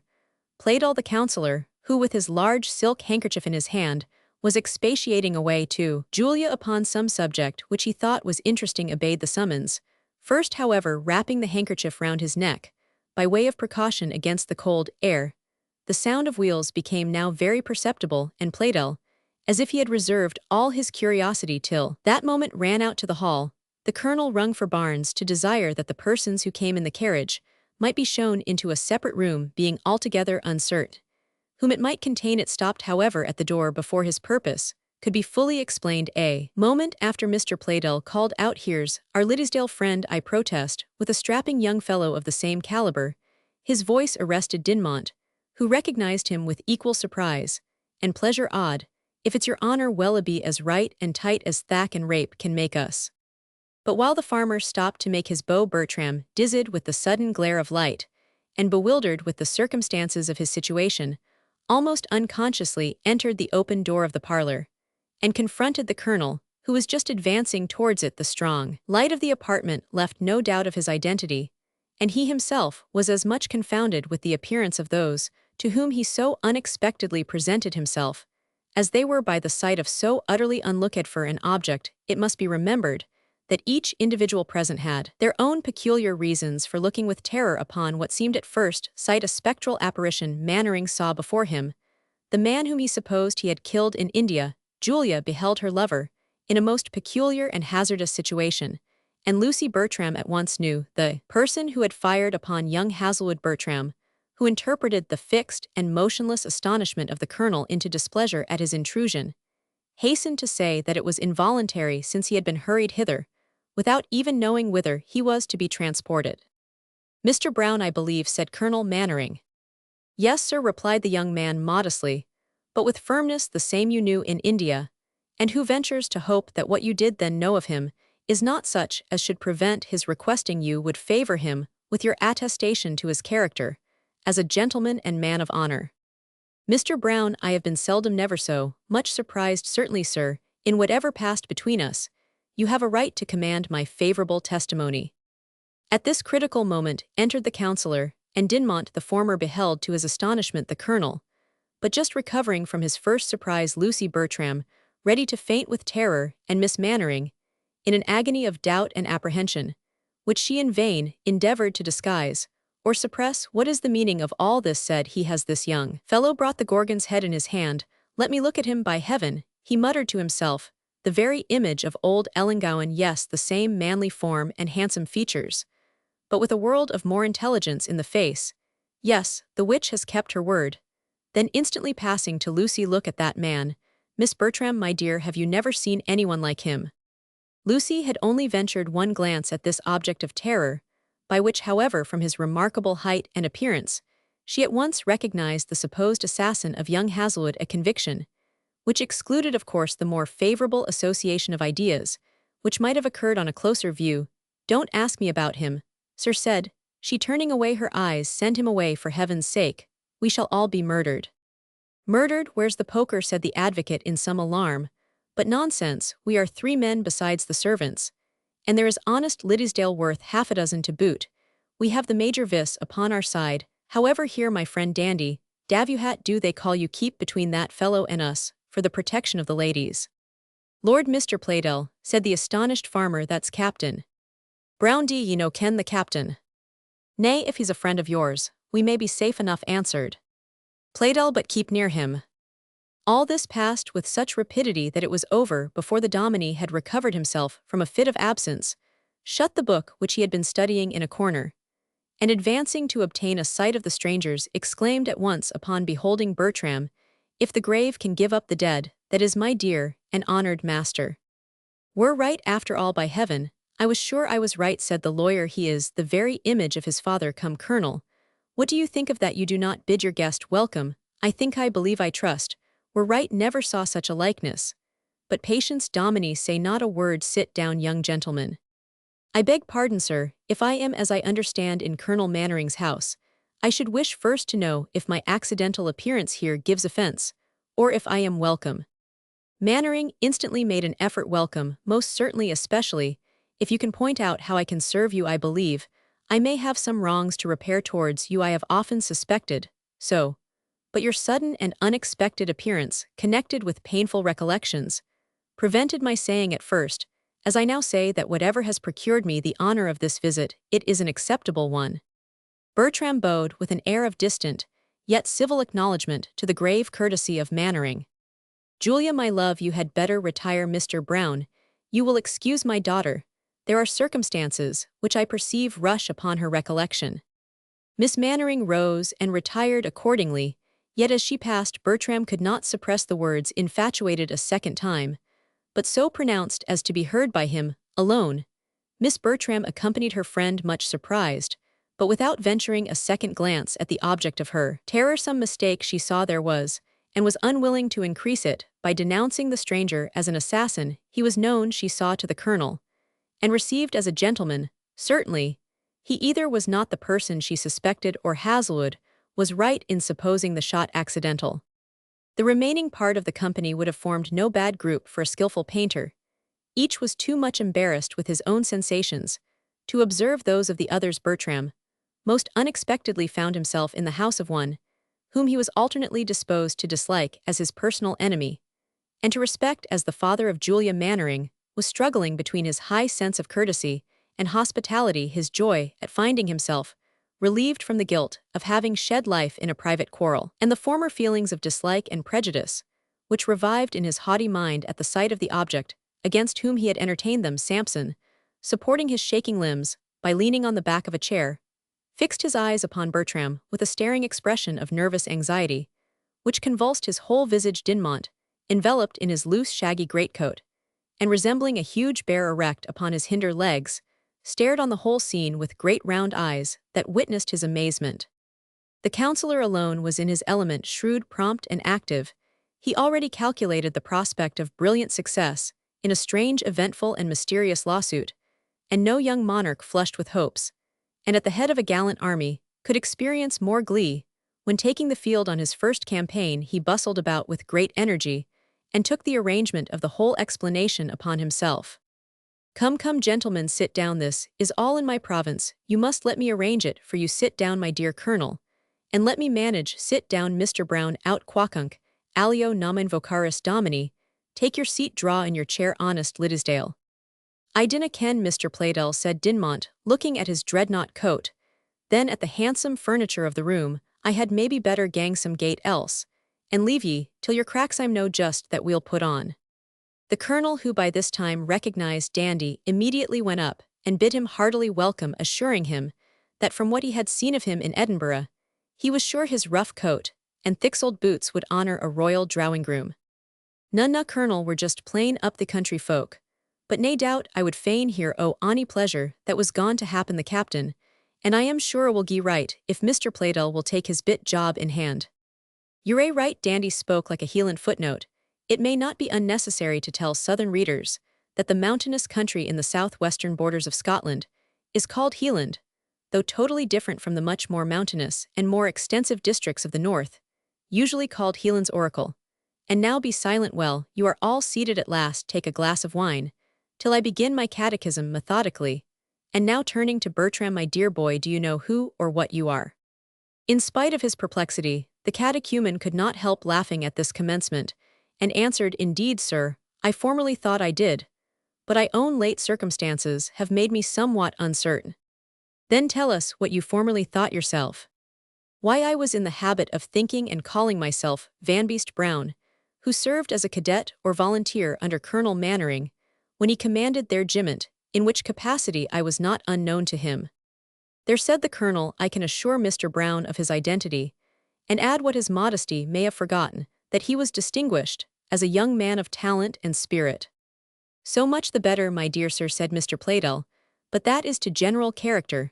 Mr. Brown must tell us where he was born. In Scotland, I believe, but the place uncertain. Where educated? In Holland, certainly. Do you remember nothing of your early life before you left Scotland? Very imperfectly, yet I have a strong idea, perhaps more deeply impressed upon me by subsequent hard usage, that I was during my childhood the object of much solicitude and affection. I have an indistinct remembrance of a good-looking man, whom I used to call Papa, and of a lady who was infirm in health, and who I think must have been my mother. But it is an imperfect and confused recollection. I remember, too, a tall, thin, kind-tempered man in black, who used to teach me my letters and walk out with me, and I think the very last time. Here the Dominie could contain no longer, while every succeeding word served to prove that the child of his benefactor stood before him. He had struggled with the utmost difficulty to suppress his emotions, but when the juvenile recollections of Bertram turned towards his tutor, and his precepts, he was compelled to give way to his feelings, he rose hastily from his chair, and with clasped hands, trembling limbs, and streaming eyes, called out aloud, Harry Bertram, look at me. Was I not the man? Yes, said Bertram, starting from his seat, as if a sudden light had burst in upon his mind. Yes, that was my name, and that is the voice and the figure of my kind old master. The Dominie threw himself into his arms, pressed him 1,000 times to his bosom in convulsions of transport, which shook his whole frame, sobbed hysterically, and at length in the emphatic language of Scripture lifted up his voice, and wept aloud. Colonel Mannering had recourse to his handkerchief. Pleydell made wry faces, and wiped the glasses of his spectacles, and honest Dinmont, after 2 loud blubbering explosions, exclaimed, deals in the man he's gad me do, that I heena done since my auld mither died. Come, come, said the counsellor, at last silence in the court, we have a clever party to contend with, we must lose no time in gathering our information, for anything I know there may be something to be done before daybreak. I will order a horse to be saddled, if you please, said the colonel. No, no, time enough, but come, Dominie, I have allowed you a competent space to express your feelings. I must circumjuse the term, you must let me proceed in my examination. The Dominie was habitually obedient to anyone who chose to impose commands upon him. He sunk back into his chair, spread his checkered handkerchief over his face, to serve, as I suppose, for the Grecian painter's veil, and from the action of his folded hands, appeared for a time engaged in the act of mental thanksgiving. He then raised his eyes over the screen, as if to be assured that the pleasing apparition had not melted into air, then again sunk them, to resume his internal act of devotion, until he felt himself compelled to give attention to the counsellor from the interest which his questions excited. And now, said Mr. Pleydell, after several minute inquiries concerning his recollection of early events, and now, Mr. Bertramfer, I think we ought in future to call you by your own proper name. Will you have the goodness to let us know every particular which you can recollect concerning the mode of your leaving Scotland? Indeed, sir, to say the truth, though the terrible outlines of that day are strongly impressed upon my memory, yet somehow the very terror which fixed them there has in a great measure confounded and confused the details. I recollect, however, that I was walking somewhere or other in a wood, I think. Oh yes, it was in Warrock Wood, my dear, said the Dominie. Hush, Mr. Sampson, said the lawyer. Yes, it was in a wood, continued Bertram, as long past and confused ideas arranged themselves in his reviving recollection, and someone was with me, this worthy and affectionate gentleman, I think. Oh, I, Harry, Lord bless thee, it was even I myself. Be silent, Dominie, and don't interrupt the evidence, said Pleydell. And so, sir, to Bertram. And so, sir, continued Bertram, like one of the changes of a dream. I thought I was on horseback before my guide. No, no, exclaimed Sampson, never did I put my own limbs, not to say thine into such peril. On my word, this is intolerable. Look ye, Dominie, if you speak another word. Till I give you leave, I will read 3 sentences out of the black axe, whisk my cane round my head 3 times, undo all the magic of this night's work, and conjure Henry Bertram back again into Van Beast Brown. Honoured and worthy, sir, groaned out the Dominie, I humbly crave pardon, it was but verbum volens. Well, nolens volens, you must hold your tongue, said Playdell. Pray be silent, Mr. Sampson, said the colonel, it is of great consequence to your recovered friend that you permit Mr. Playdell to proceed in his inquiries. I am mute, said the rebuked Dominie. On a sudden, continued Bertram, 2 or 3 men sprung out upon us, and we were pulled from horseback. I have little recollection of anything else, but that I tried to escape in the midst of a desperate scuffle, and fell into the arms of a very tall woman who started from the bushes, and protected me for some time. The rest is all confusion and dread, dim recollection of a sea beach and a cave, and of some strong potion, which lulled me to sleep for a length of time. In short, it is all a blank in my memory, until I recollect myself first in a loosed and half-starved cabin boy aboard a sloop, and then a schoolboy in Holland, under the protection of an old merchant, who had taken some fancy for me. And what account, said Mr. Playdell, did your guardian give of your parentage? A very brief one, answered Bertram, and a charge to inquire no farther. I was given to understand that my father was concerned in the smuggling trade, carried on the eastern coast of Scotland, and was killed in a skirmish with the revenue officers, that his correspondents in Holland had a vessel on the coast, at the time part of the crew of which were engaged in the affair, and that they brought me off after it was over from a motive of compassion, as I was left destitute by my father's death. As I grew older, there was much of this story seemed inconsistent with my own recollections, but what could I do? I had no means of ascertaining my doubts, nor a single friend with whom I could communicate or canvass them. The rest of my story is known to Colonel Mannering. I went out to India to be a clerk in a Dutch house. Their affairs fell into confusion. I betook myself to the military profession, and I trust as yet I have not disgraced it. Thou art a fine young fellow, ill be bound for thee, said Playdell, and since you have wanted a father so long, I wish from my heart I could claim the paternity myself, but this affair of young Hazelwood was merely accidental, said Bertram. I was travelling in Scotland for pleasure, and after a week's residence with my friend Mr. Dinmont, with whom I had the good fortune to form an accidental acquaintance. It was my good fortune that, said Dinmont, odd my brains wad, hae been knocked out by twa blackguards, if it hadna been for his 4 quarters. Shortly after we parted at the town of I lost my baggage by thieves, and it was while residing at Kippletringan, I accidentally met the young gentleman, as I was approaching to pay my respects to Miss Mannering, whom I had known in India. Mr. Hazelwood, conceiving my appearance, none of the most respectable, commanded me rather haughtily to stand back, and so gave occasion to the fray, in which I had the misfortune to be the accidental means of wounding him. And now, sir, that I have answered all your questions. No, no, not quite all, said Playdell, winking sagaciously. There are some interrogatories which I shall delay till tomorrow, for it is time, I believe, to close the sederunt for this night, or rather morning. Well then, sir, said the young man, to vary the phrase, since I have answered all the questions which you have chosen to ask tonight, will you be so good as to tell me who you are that take such interest in my affairs, and whom you take me to be, since my arrival has occasioned such commotion? Why, sir, for myself, replied the counsellor, I am Paulus Playdell, an advocate at the Scottish bar, and for you it is not easy to say distinctly who you are at present, but I trust in a short time to hail you by the title of Henry Bertram, representative of one of the oldest families in Scotland, and heir of Talesy and provision to the estate of Ellangowan. I continued, he, shutting his eyes and speaking to himself, we must pass over his father, and serve him heir to his grandfather Lewis, the entailer, the only wise man of his family that I ever heard of. They had now risen to retire to their apartments for the night, when Colonel Mannering walked up to Bertram, as he stood astonished at the counsellor's words. I give you joy, he said, of the prospects which fate has opened before you.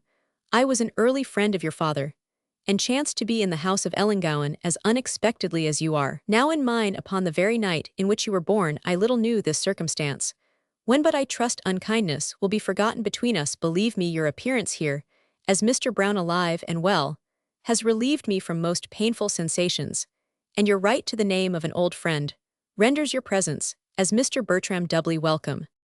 And my parents, said Bertram, are both no more, and the family property has been sold, but I trust may be recovered. Whatever is wanted to make your right effectual, I shall be most happy to supply.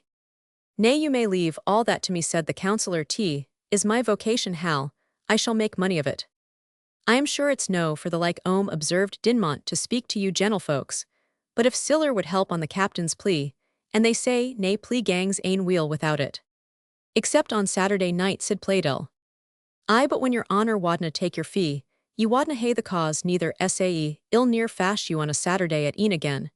But I was saying there's some siller in the spluchin, that's like the captain's ain, for we've I counted it, such baith Ailey and me.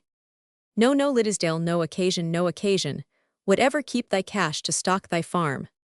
To stock my farm, Mr. Playdell, your honour kens money things, but ye dinna ken the farm o' Charlie's hope it's sae we'll stock it, already that we sell maybe sacks £100 off it ilka year flesh, and fell the gither na. Can't you take another then? I dinna ken the Dukes know that fond o' lead farms, and he can abide to put away the auld tenantry, and then I wadna like mysel to gang about whistling footnote C note 7, and raising the rent on my neighbours. What not upon thy neighbour at Doston Devilstone, how d ye call the place? What on Jock o' Doston hout, na he's a camstery chield and fascious about marches, and we've had some bits o' splores the gither, but deal omif I wad rang Jock o' Doston neither. Thou'rt an honest fellow, said the lawyer, get thee to bed, thou wilt sleep sounder. I warrant thee than many a man that throws off an embroidered coat, and puts on a laced nightcap. Colonel, I see you are busy with our infant Trouve. But Barnes must give me a summons of wakening at 7 tomorrow morning for my servants, a sleepy-headed fellow, and I dare say my clerk-driver has had Clarence's fate, and is drowned by this time in a butt of your ale, for Mrs. Allen promised to make him comfortable and shall soon discover what he expects from that engagement.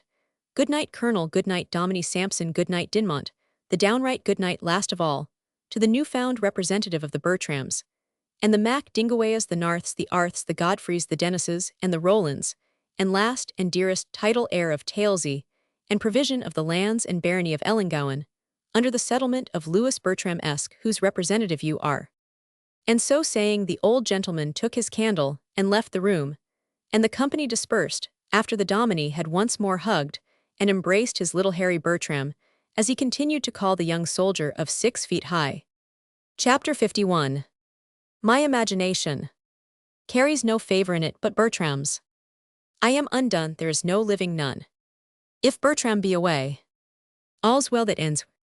At the hour which he had appointed the preceding evening, the indefatigable lawyer was seated by a good fire, and a pair of wax candles with a velvet cap on his head, and a quilted silk nightgown on his person, busy, arranging his memoranda of proofs and indications concerning the murder of Frank Kennedy, and express had also been dispatched to Mr. Mac Morlan, requesting his attendance at Woodbourne as soon as possible on business of importance. Dinmont, fatigued with the events of the evening before and finding the accommodations of Woodbourne much preferable to those of Mac Guffog, was in no hurry to rise. The impatience of Bertram might have put him earlier in motion, but Colonel Mannering had intimated an intention to visit him in his apartment in the morning, and he did not choose to leave it before this interview.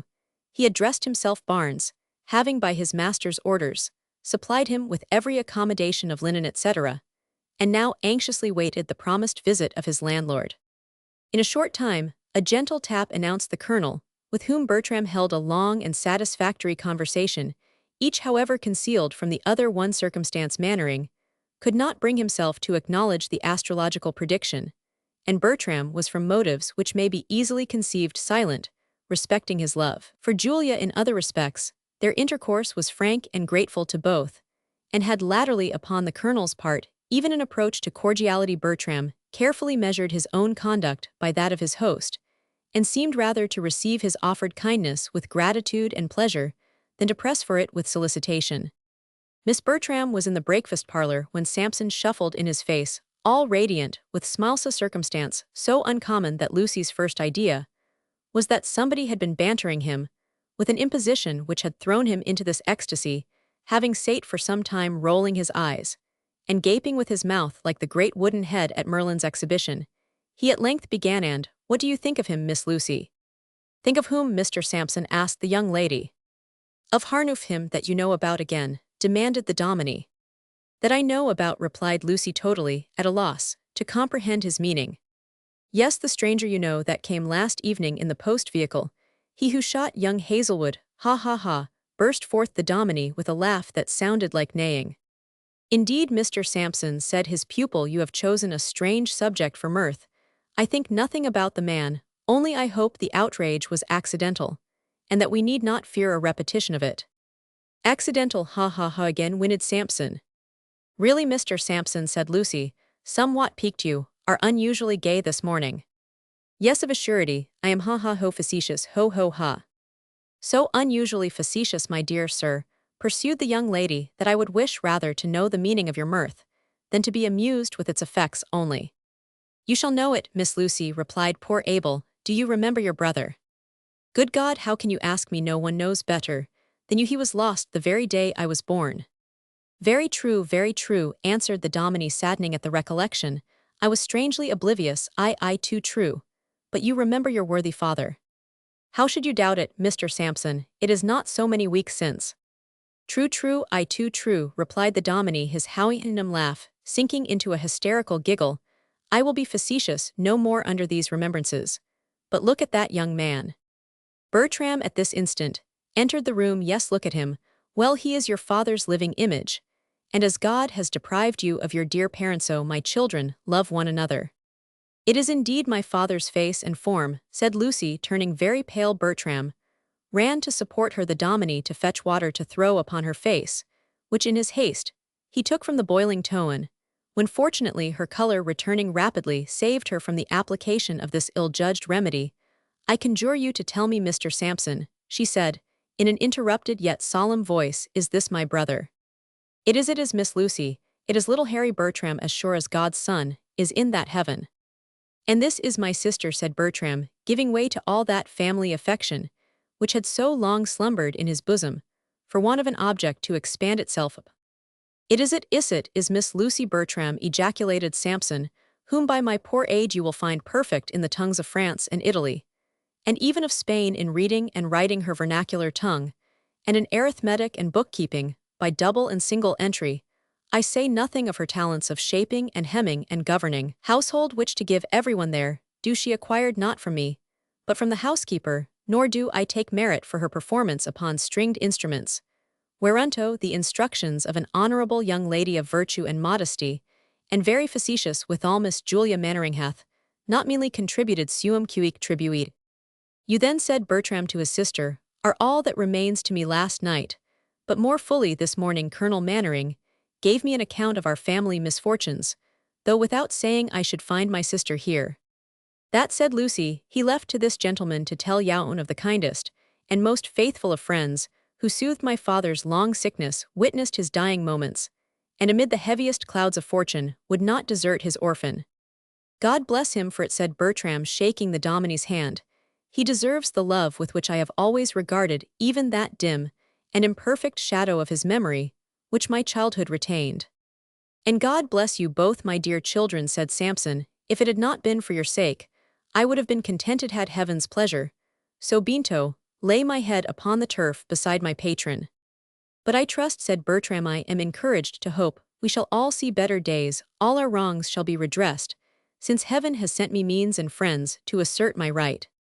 Friends indeed, echoed the Dominie, and sent, as you truly say, by him to whom I early taught you to look up as the source of all that is good. There is the great Colonel Mannering from the Eastern Indies, a man of war from his birth upwards, but who is not the less a man of great erudition, considering his imperfect opportunities.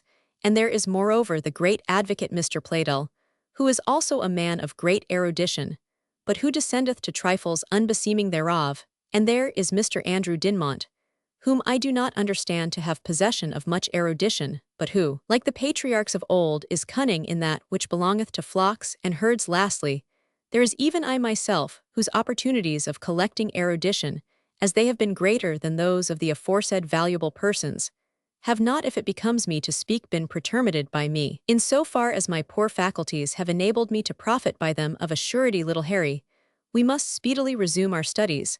I will begin from the foundation. Yes, I will reform your education upward, from the true knowledge of English grammar, even to that of the Hebrew or Chaldaic tongue. The reader may observe that upon this occasion Sampson was infinitely more profuse of words than he had hitherto exhibited himself. The reason was that in recovering his pupil his mind went instantly back to their original connection, and he had in his confusion of ideas the strongest desire in the world to resume spelling lessons and half-text with young Bertram. This was the more ridiculous, as towards Lucy he assumed no such powers of tuition, but she had grown up under his eye, and had been gradually emancipated from his government by increase in years and knowledge, and a latent sense of his own inferior tact and manners, whereas his first ideas went to take up Harry pretty nearly where he had left him from the same feelings of reviving authority. He indulged himself in what was to him a profusion of language, and as people seldom speak more than usual without exposing themselves, he gave those whom he addressed plainly to understand that while he deferred implicitly to the opinions and commands, if they chose to impose them, of almost everyone whom he met with, it was under an internal conviction that in the article of erudition, as he usually pronounced the word, he was infinitely superior to them, all put together.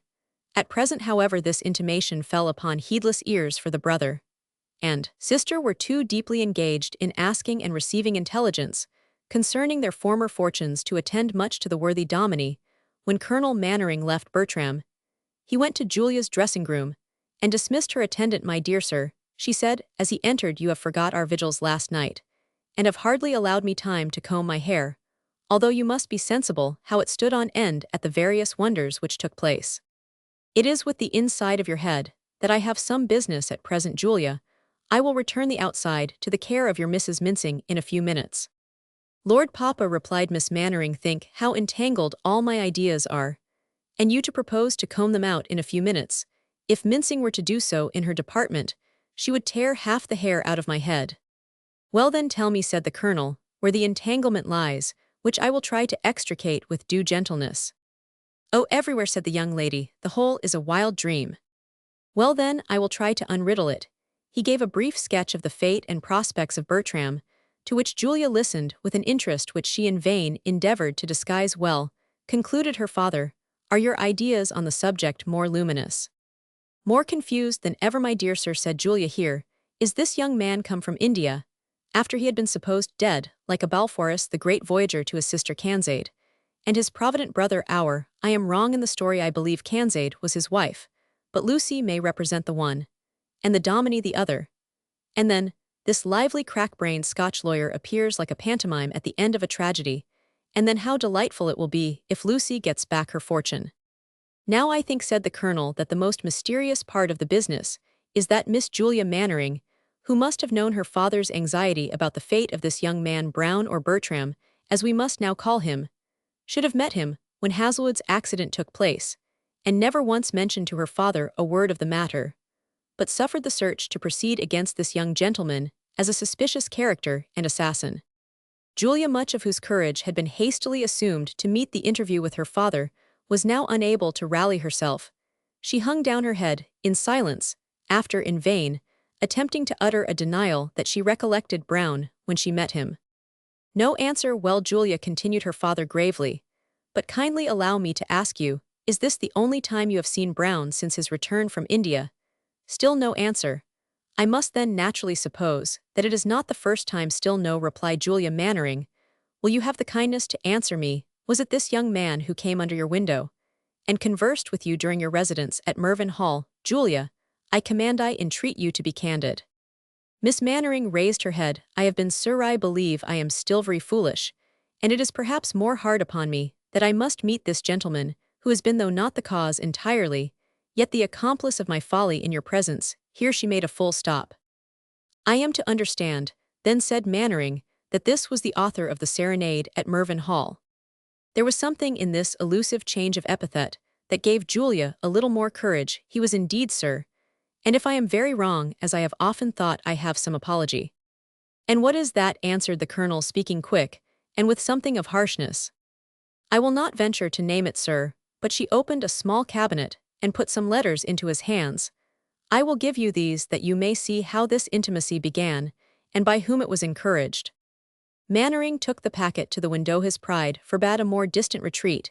He glanced at some passages of the letters with an unsteady eye, and an agitated mind. His stoicism, however, came in time to his aid. That philosophy, which rooted in pride, yet frequently bears the fruits of virtue, he returned towards his daughter with as firm an air as his feelings permitted him to assume. There is great apology for you, Julia, as far as I can judge from a glance at these letters. You have obeyed at least one parent. Let us adopt a Scotch proverb the Dominie quoted the other day: let bygones be bygones. And fair play for the future. I will never upbraid you with your past want of confidence, do you? Judge of my future intentions by my actions, of which hitherto you have surely had no reason to complain. Keep these letters. They were never intended for my eye, and I would not willingly read more of them than I have done at your desire, and for your exculpation. And now, are we friends, or rather do you understand me? Oh, my dear generous father, said Julia, throwing herself into his arms, why have I ever for an instant misunderstood you? No more of that, Julia, said the colonel. We have both been to blame. He that is too proud to vindicate the affection and confidence which he conceives should be given without solicitation must meet much, and perhaps deserved disappointment. It is enough that one dearest and most regretted member of my family has gone to the grave without knowing me. Let me not lose the confidence of a child who ought to love me if she really loves herself. Oh, no danger, no fear, answered Julia. Let me but have your approbation, and my own, and there is no rule you can prescribe so severe that I will not follow. Well, my love, kissing her forehead, I trust we shall not call upon you for anything too heroic with respect to this young gentleman's addresses. I expect in the first place that all clandestine correspondence, which no young woman can entertain for a moment without lessening herself in her own eyes, and in those of her lover, I request, I say that clandestine correspondence of every kind may be given up, and that you will refer Mr. Bertram to me, for the reason you will naturally wish to know what is to be the issue of such a reference. In the first place, I desire to observe this young gentleman's character more closely than circumstances, and perhaps my own prejudices have permitted formerly. I should also be glad to see his birth established, not that I am anxious about his getting the estate of Ellangowan, though such a subject is held in absolute indifference nowhere, except in a novel. But certainly Henry Bertram, heir of Ellangowan, whether possessed of the property of his ancestors or not, is a very different person from Van Beest Brown, the son of nobody. At all his fathers, Mr. Pleydell tells me, are distinguished in history as following the banners of their native princes, while our own fought at Cressy and Poitiers. In short, I neither give nor withhold my approbation, but I expect you will redeem past errors, and as you can now unfortunately only have recourse to one parent, that you will show the duty of a child, by reposing that confidence in me, which I will say my inclination to make you happy renders a filial debt upon your part. The first part of this speech affected Julia a good deal. The comparative merit of the ancestors of the Bertrams and Mannerings excited a secret smile, but the conclusion was such as to soften a heart peculiarly open to the feelings of generosity. No, my dear sir, she said, extending her hand, receive my faith that from this moment you shall be the first person consulted respecting what shall pass in future between Bertram and me, and that no engagement shall be undertaken by me, excepting what you shall immediately know and approve of. May I ask if Mr. Bertram is to continue a guest at Woodbourne? Certainly, said the colonel, while his affairs render it advisable. Then, sir, you must be sensible, considering what is already past, that he will expect some reason for my withdrawing. I believe I must say the encouragement which he may think I have given. I expect, Julia, answered Mannering, that he will respect my roof, and entertain some sense perhaps of the services I am desirous to render him, and so will not insist upon any course of conduct of which I might have reason to complain, and I expect of you that you will make him sensible of what is due to both. Then, sir, I understand you, and you shall be implicitly obeyed. Thank you, my love. My anxiety, kissing her, is on your account now. Wipe these witnesses from your eyes, and so to breakfast. Chapter 52. And Sheriff, I will engage my word to you, that I will by tomorrow dinner time send him to answer thee or any man for anything he shall be charged withal. Henry Roman 4 Part 1. When the several byplays, as they may be termed, had taken place among the individuals of the Woodbourne family, as we have intimated in the preceding chapter, the breakfast party at length assembled. Dandy excepted, who had consulted his taste in viands and perhaps in society, by partaking of a cup of tea with Mrs. Allen just laced with 2 teaspoonfuls of cognac, and reinforced with various slices from a huge round of beef. He had a kind of feeling that he could eat twice as much and speak twice as much with this good dame and Barnes, as with the grand folk in the parlor. Indeed, the meal of this less distinguished party was much more mirthful than that in the higher circle, where there was an obvious air of constraint on the greater part of the assistants. Julia dared not raise her voice in asking Bertram if he chose another cup of tea. Bertram felt embarrassed, while eating his toast and butter under the eye of Mannering. Lucy, while she indulged to the uttermost her affection for her recovered brother, began to think of the quarrel betwixt him and Hazelwood. The colonel felt the painful anxiety natural to a proud mind, when it deems its slightest action subject, for a moment, to the watchful construction of others. The lawyer, while sedulously buttering his roll, had an aspect of unwonted gravity, arising perhaps from the severity of his morning studies. As for the Dominie, his state of mind was ecstatic. He looked at Bertram, looked at Lucy, whimpered, sniggled, grinned, committed all manner of solecisms, in point of form poured the whole cream, no unlucky mistake, upon the plate of porridge, which was his own usual breakfast, threw the slops of what he called his crowning dish of tea into the sugar dish instead of the slop basin, and concluded with spilling the scalding liquor upon old Plato, the colonel's favorite spaniel, who received the libation with a howl that did little honor to his philosophy. The colonel's equanimity was rather shaken by this last blunder. Upon my word, my good friend Mr. Sampson, you forget the difference between Plato and Xenocrates. The former was chief of the academics, the latter of the Stoics, said the Dominie with some scorn of the supposition. Yes, my dear sir, but it was Xenocrates, not Plato, who denied that pain was an evil. I should have thought, said Plato, that very respectable quadruped, which is just now limping out of the room upon 3 of his 4 legs, was rather of the cynic school. Very well hit off, but here comes an answer from Macmorlan. It was unfavorable. Mrs. Macmorlan sent her respectful compliments, and her husband had been, and was detained by some alarming disturbances, which had taken place the preceding night at Portonferry, and the necessary investigation which they had occasioned. What's to be done now, counsellor? Said the colonel to Plato. Why, I wish we could have seen Macmorlan, said the counsellor, who is a sensible fellow himself, and would besides have acted under my advice. But there is little harm. Our friend here must be made sui juris. He is at present an escaped prisoner. The law has an awkward claim upon him. He must be placed rectus in curia. That is the first object, for which purpose, Colonel, I will accompany you in your carriage down to Hazelwood House. The distance is not great. We will offer our bail, and I am confident I can easily show Mr. I beg his pardon, Sir Robert Hazelwood, the necessity of receiving it. With all my heart, said the colonel, and ringing the bell gave the necessary orders. And what is next to be done? We must get hold of Macmorlan, and look out for more proof. Proof, said the colonel, the thing is as clear as daylight. Here are Mr. Sampson and Miss Bertram, and you yourself at once recognize the young gentleman as his father's image, and he himself recollects all the very peculiar circumstances preceding his leaving this country. What else is necessary to conviction? To moral conviction, nothing more perhaps, said the experienced lawyer. But for legal proof, a great deal. Mr. Bertram's recollections are his own recollections merely, and therefore are not evidence in his own favor. Miss Bertram, the learned Mr. Sampson, and I can only say what everyone who knew the late Ellangowan will readily agree in, that this gentleman is his very picture, but that will not make him Ellangowan's son, and give him the estate. And what will do so? Said the colonel. Why, we must have a distinct probation. There are these gypsies. But then, alas, they are almost infamous in the eye of law, scarce capable of bearing evidence, and Meg Merrilies, utterly so, by the various accounts which she formerly gave of the matter, and her impudent denial of all knowledge of the fact when I myself examined her respecting it. What must be done, then? Asked Mannering. We must try, answered the legal sage, what proof can be got at in Holland among the persons by whom our young friend was educated. But then the fear of being called in question for the murder of the gauger may make them silent, or if they speak, they are either foreigners or outlawed smugglers. In short, I see doubts. Under favor, most learned and honored sir, said the Dominie, I trust he who hath restored little Henry Bertram to his friends will not leave his own work imperfect. I trust so too, Mr. Sampson, said Plato, but we must use the means, and I am afraid we shall have more difficulty in procuring them than I at first thought.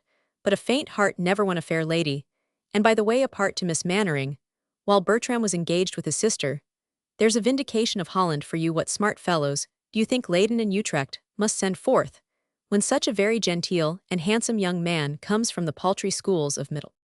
Of a verity, said the Dominie, jealous of the reputation of the Dutch seminariof, a verity, Mr. Playdell. But I make it known to you, that I myself laid the foundation of his education. True, my dear Dominie, answered the advocate, that accounts for his proficiency in the graces without question. But here comes your carriage, Colonel. Adieu, young folks. Miss Julia, keep your heart, till I come back again. Let there be nothing done to prejudice my right, whilst I am non-valens ager.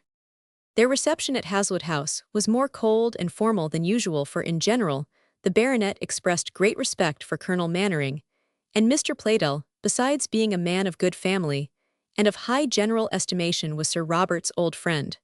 But now, he seemed dry and embarrassed in his manner. He would willingly, he said, receive bail, notwithstanding that the offence had been directly committed, and done against young Hazlewood of Hazlewood. But the young man had given himself a fictitious description, and was altogether that sort of person who should not be liberated, discharged, or let loose upon society, and therefore— I hope, Sir Robert Hazlewood, said the Colonel, you do not mean to doubt my word, when I assure you that he served under me as cadet in India. By no means or account whatsoever, but you call him a cadet now, he says, avers, and upholds that he was a captain or held a troop in your regiment. He was promoted since I gave up the command. But you must have heard of it. No, I returned on account of family circumstances from India, and have not since been solicitous to hear particular news from the regiment. The name of Brown, too, is so common that I might have seen his promotion in the Gazette, without noticing it, but a day or two will bring letters from his commanding officer. But I am told, and informed, Mr. Playdell, answered Sir Robert, still hesitating, that he does not mean to abide by this name of Brown, but is to set up a claim to the estate of Ellangowan under the name of Bertram. I, who says that, said the counsellor? Or, demanded the soldier, whoever says so does that give a right to keep him in prison? Hush, Colonel, said the lawyer, I am sure you would not any more than I countenance him, if he prove an impostor, and among friends. Who informed you of this, Sir Robert? Why, a person, Mr. Playdell, answered the baronet, who is peculiarly interested in investigating, sifting, and clearing out this business to the bottom. You will excuse my being more particular. Oh, certainly, replied Playdell. Well, and he says that it is whispered about among tinkers, gypsies, and other idle persons, that there is such a plan as I mentioned to you, and that this young man, who is a bastard or natural son of the late Ellangowan, is pitched upon as the impostor from his strong family likeness. And was there such a natural son, Sir Robert, demanded the counsellor? Oh, certainly, to my own positive knowledge Ellangowan had him placed as cabin boy or powder monkey on board an armed sloop, or yacht belonging to the revenue, through the interest of the late Commissioner Bertram, a kinsman of his own. Well, Sir Robert, said the lawyer, taking the word out of the mouth of the impatient soldier, you have told me news, I shall investigate them. And if I find them true, certainly, Colonel Mannering, and I will not countenance this young man in the meanwhile, as we are all willing to make him forthcoming to answer all complaints against him. I do assure you, you will act most illegally, and incur heavy responsibility if you refuse our bail. Why, Mr. Playdell, said Sir Robert, who knew the high authority of the counsellor's opinion, as you must know best, and as you promised to give up this young man. If he proves an impostor, replied the lawyer with some emphasis. I certainly, under that condition, I will take your bail, though I must say an obliging, well-disposed, and civil neighbor of mine, who was himself bred to the law, gave me a hint or caution this morning against doing so. It was from him I learned that this youth was liberated, and had come abroad, or rather had broken prison.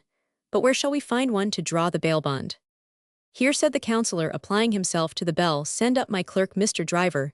It will not do my character harm if I dictate the needful myself. It was written accordingly and signed.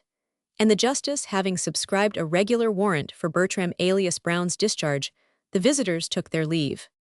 Each threw himself into his own corner of the posturiate, and said nothing for some time. The colonel first broke silence. So you intend to give up this poor young fellow at the first brush? Who, I, replied the counsellor, I will not give up one hair of his head, though I should follow them to the court of last resort in his behalf.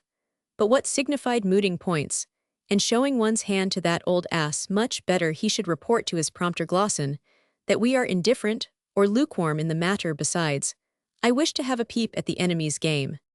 Indeed, said the soldier, then I see there are stratagems in law as well as war well, and how do you like their line of battle? Ingenious, said Mr. Playdell, but I think desperate they are finessing too much a common fault on such occasions. During this discourse, the carriage rolled rapidly towards Woodbourne, without anything occurring worthy of the readers. Notice, excepting their meeting with young Hazelwood, to whom the colonel told the extraordinary history of Bertram's reappearance, which he heard with high delight, and then rode on before to pay Miss Bertram his compliments on an event so happy and so unexpected. We returned to the party at Woodbourne, after the departure of Mannering. The conversation related chiefly to the fortunes of the Ellangowan family, their domains, and their former power. It was then under the towers of my father's, said Bertram, that I landed some days since in circumstances much resembling those of a vagabond, its mouldering turrets and darksome arches, even then awakened thoughts of the deepest interest and recollections, which I was unable to decipher. I will now visit them again with other feelings, and I trust other and better hopes. Do not go there now, said his sister, the house of our ancestors is at present the habitation of a wretch, as insidious as dangerous, whose arts and villainy accomplished the ruin, and broke the heart of our unhappy father. You increase my anxiety, replied her brother, to confront this miscreant. Even in the den he has constructed for himself, I think I have seen him. But you must consider, said Julia, that you are now left under Lucy's guard and mine, and are responsible to us for all your motions. Consider, I have not been a lawyer's mistress 12 hours for nothing, and I assure you it would be madness to attempt to go to Ellangowan, just now the utmost to which I can consent is that we shall walk in a body to the head of the Woodbourne Avenue, and from that perhaps we may indulge you with our company as far as a rising ground in the common, whence your eyes may be blessed with a distant prospect of those gloomy towers, which struck so strongly your sympathetic imagination. The party was speedily agreed upon, and the ladies, having taken their cloaks, followed the route proposed under the escort of Captain Bertram. It was a pleasant winter morning, and the cool breeze served only to freshen, not to chill the fair walkers.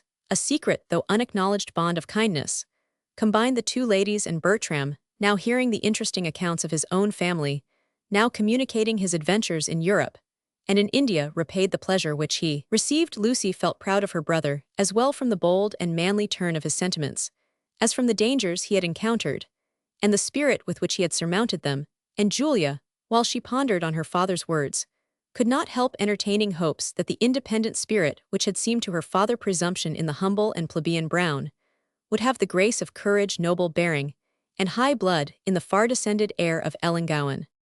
They reached at length the little eminence or knoll upon the highest part of the common called Gibbes Noya spot, repeatedly mentioned in this history, as being on the skirts of the Ellangowan estate. It commanded a fair variety of hill and dale, bordered with natural woods, whose naked boughs at this season relieved the general color of the landscape with a dark purple hue, while in other places the prospect was more formally intersected by lines of plantation, where the Scotch firs displayed their variety of dusky green. At the distance of 2 or 3 miles lay the Bay of Ellangowan, its waves, rippling under the influence of the western breeze.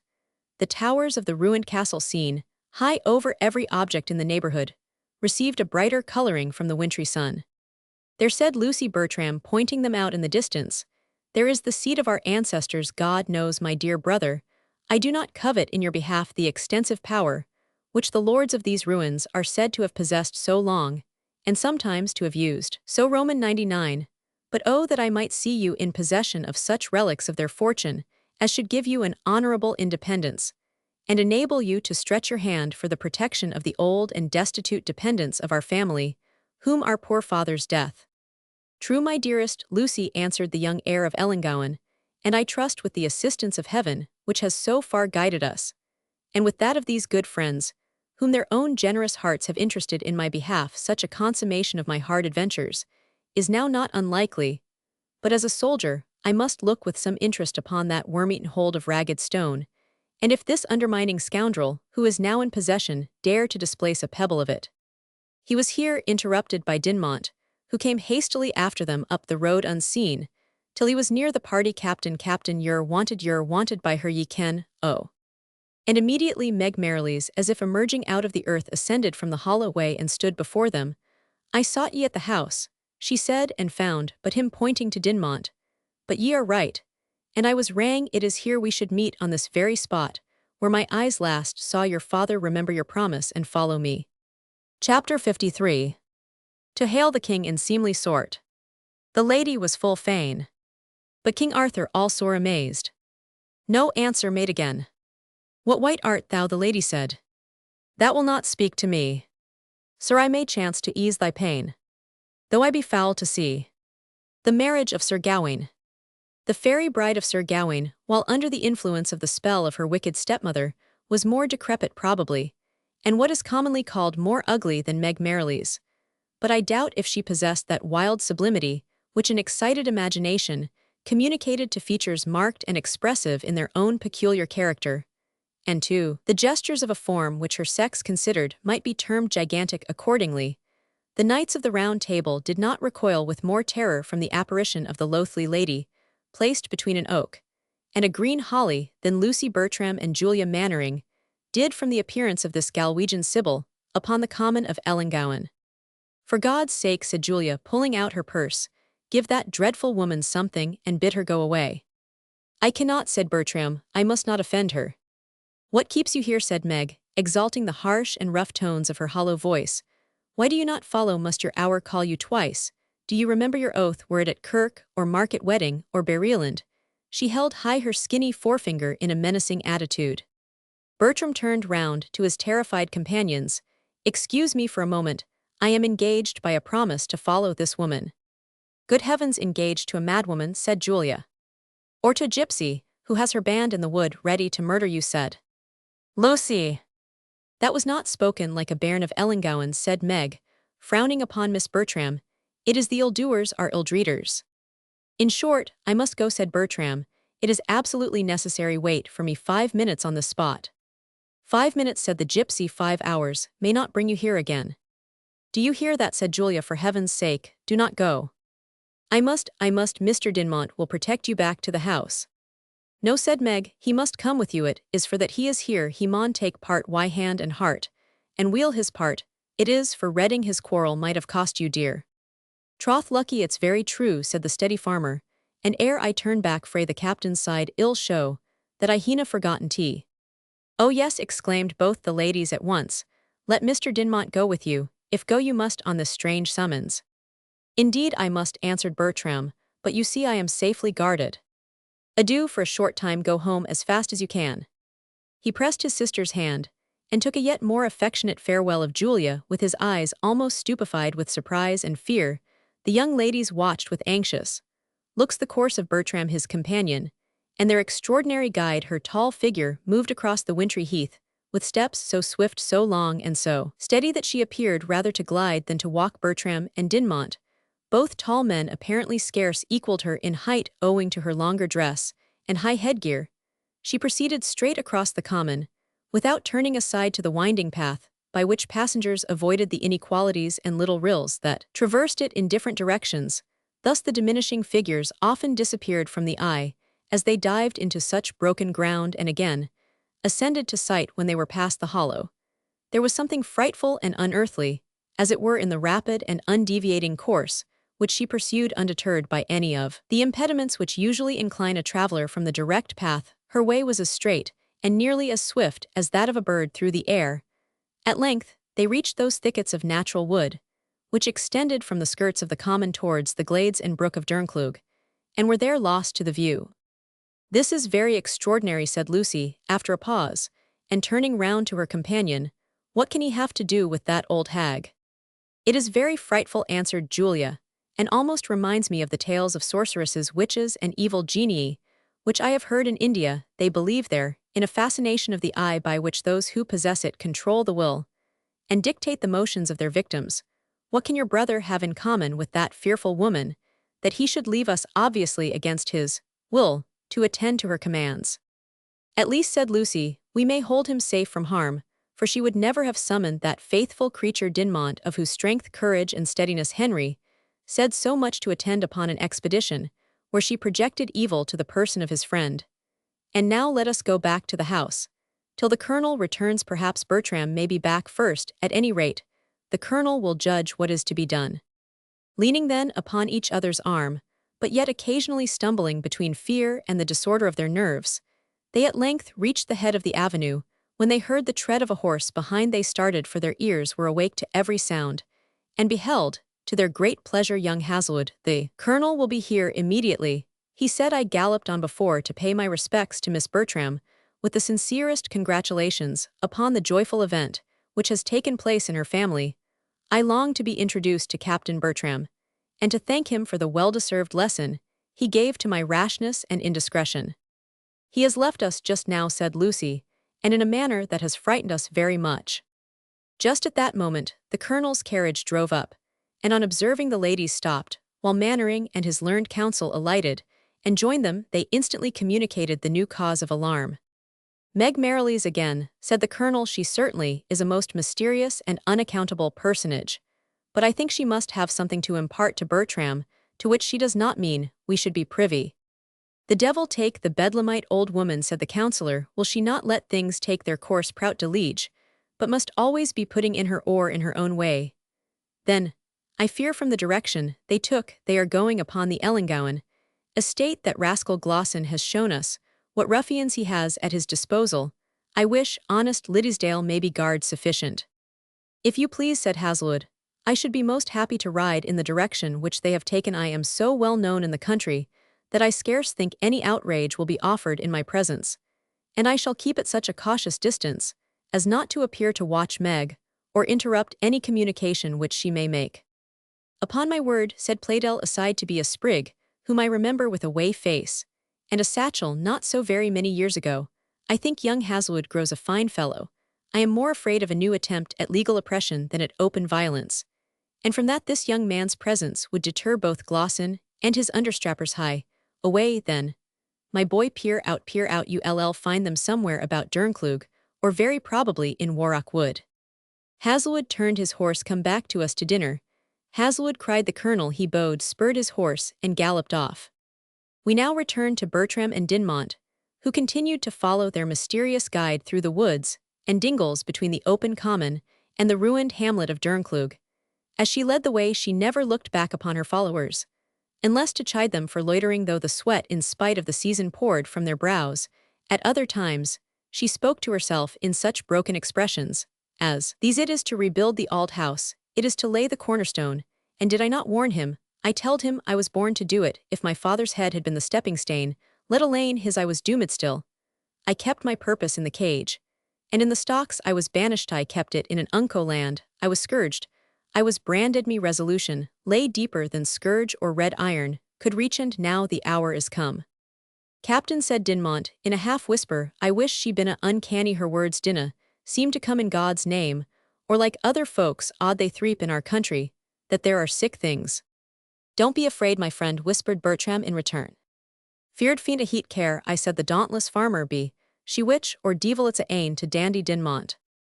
"Haud your peace, Guterman," said Meg, looking sternly over her shoulder. "Is this a time or place for you to speak, think ye?" "But my good friend," said Bertram, "as I have no doubt in your good faith or kindness, which I have experienced, you should in return have some confidence in me. I wish to know where you are leading us." "There's but I answer to that, Henry Bertram," said the Sibyl. "I swore my tongue should never tell, but I never said my finger should never show. Go on and meet your fortune, or turn back and lose it, that's a I hate to say." "Go on then," answered Bertram, "I will ask no more questions." They descended into the glen, about the same place where Meg had formerly parted from Bertram. She paused an instant beneath the tall rock, where he had witnessed the burial of a dead body, and stamped upon the ground, which, notwithstanding all the care that had been taken, showed vestiges of having been recently moved. "Here rests Ain," she said. "Hell maybe hay neighbors soon." She then moved up the brook, until she came to the ruined hamlet, where, pausing with a look of peculiar and softened interest before one of the gables which was still standing, she said, in a tone less abrupt though as solemn as before, "Do you see that blacket and broken end of a shieling there? My kettle boiled for 40 years there. I bore 12 bewardly sons and daughters. Where are they now? Where are the leaves that were on that auld ash tree at Martinmas? The west wind has made it bare. And I am stripped too. Do you see that saw tree? It's but a black and rotten stump. Now I've sate under it mony a bonny summer afternoon, when it hung its gay garlands o'er the poppling water. I've sat there, and elevating her voice, I've held you on my knee, Henry Bertram, and sung ye sangs of the auld barons, and their bloody wars it will ne'er be green again, and Meg Merrilies will never sing sangs. Mair be they blithe or sad, but ye'll no forget her, and ye'll gar big up the auld was for her sake, and let somebody live there, that's ower gude to fear them of another world, for if ever the dead came back amang the living ill be seen in this glen money, a night after these crazed banes are in the mould.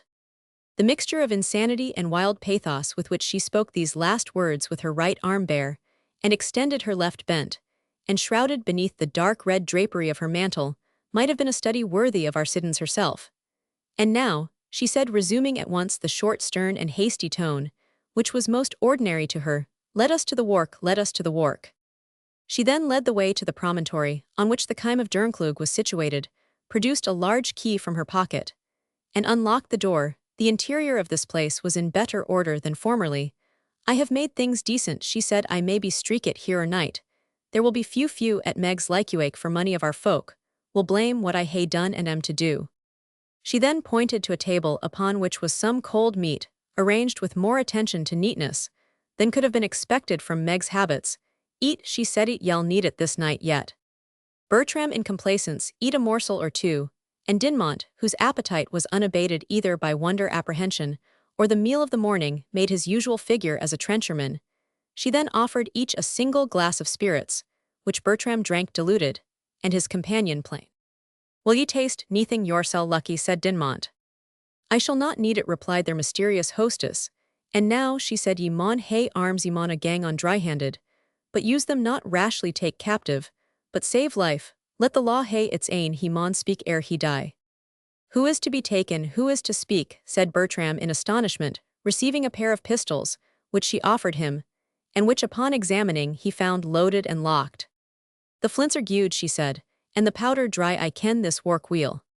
Then, without answering his questions, she armed Dinmont also with a large pistol, and desired them to choose sticks for themselves out of a parcel of very suspicious-looking bludgeons, which she brought from a corner. Bertram took a stout sapling, and Dandy selected a club which might have served Hercules himself. They then left the hut together, and in doing so Bertram took an opportunity to whisper to Dinmont, "There's something inexplicable in all this, but we need not use these arms, unless we see necessity and lawful occasion. Take care to do as you see me do." Dinmont gave a sagacious nod, and they continued to follow over wet and over dry, through bog, and through fallow, the footsteps of their conductress. She guided them to the wood of Warrock, by the same track which the late Ellangowan had used when riding to Dernclug in quest of his child on the miserable evening of Kennedy's murder.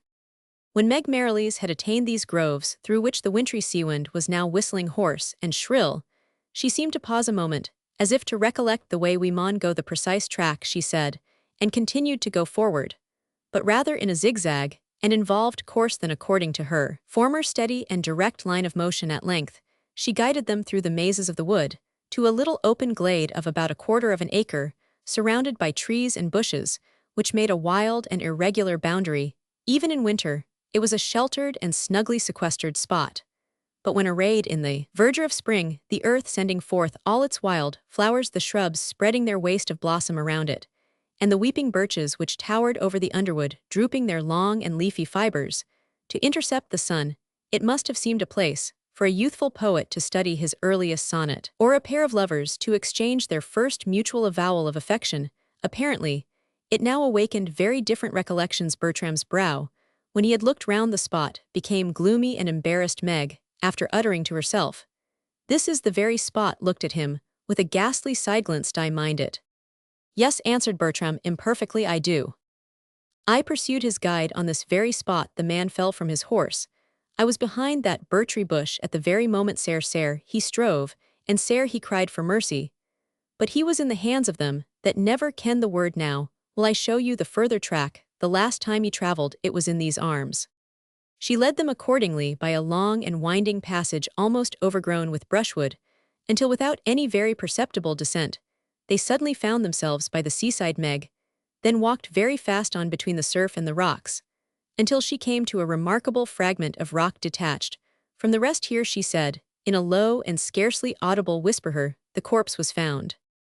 "And the cave," said Bertram in the same tone, "is close beside it. Are you guiding us there?" "Yes," said the gypsy in a decided tone. Bend up both your hearts, follow me, as I creep in I have placed the firewood, so as to screen you bide behind it for a glyph, till I say the hour, and the man or baith come then rin in on him, take his arms and bind him, till the blood burst fray his fingernails. I will buy my soul, said Henry, if he is the man I suppose Jansen. I Jansen Hatterake, and 20 mere names are his. Dinmont, you must stand by me now, said Bertram, for this fellow is a devil. Ye needna doubt that, said the stout yeoman, but I wish I could mind a bit prayer, or I creep after the witch into that hole, that she's opening it wad be a sair thing to leave the blessed sun, and the free air and gang, and be killed like a tod that's run to earth in a dungeon like that. But my sooth they will be hard-bitten. Terriers will worry dandy, so as I said, deal hae me if I balk you. This was uttered in the lowest tone of voice possible. The entrance was now open. Meg crept in upon her hands and knees. Bertram followed, and Dinmont, after giving a rueful glance toward the daylight whose blessings he was abandoning, brought up the rear. Chapter 54. Die prophet in thy speech. For this among the rest was I ordained. Henry Roman 6 Part Roman 3, the progress of the borderer, who as we have said was the last of the party, was fearfully arrested by a hand which caught hold of his leg, as he dragged his long limbs after him, in silence and perturbation, through the low and narrow entrance of the subterranean passage. The steel heart of the bold yeoman had well-nigh given way, and he suppressed with difficulty a shout which in the defenseless posture and situation which they then occupied might have cost all their lives. He contented himself, however, with extricating his foot from the grasp of this unexpected follower. Be still, said a voice behind him, releasing him. I am a friend, Charles Hazlewood. These words were uttered in a very low voice, but they produced sound enough to startle Meg Merrilies, who led the van, and who, having already gained the place where the cavern expanded, had risen upon her feet. She began, as if to confound any listening ear, to growl, to mutter, and to sing aloud, and at the same time to make a bustle among some brushwood which was now heaped in the cave. Here beldam Davils, kind, growled the harsh voice of Dirk Hatterake from the inside of his den, what makest thou there?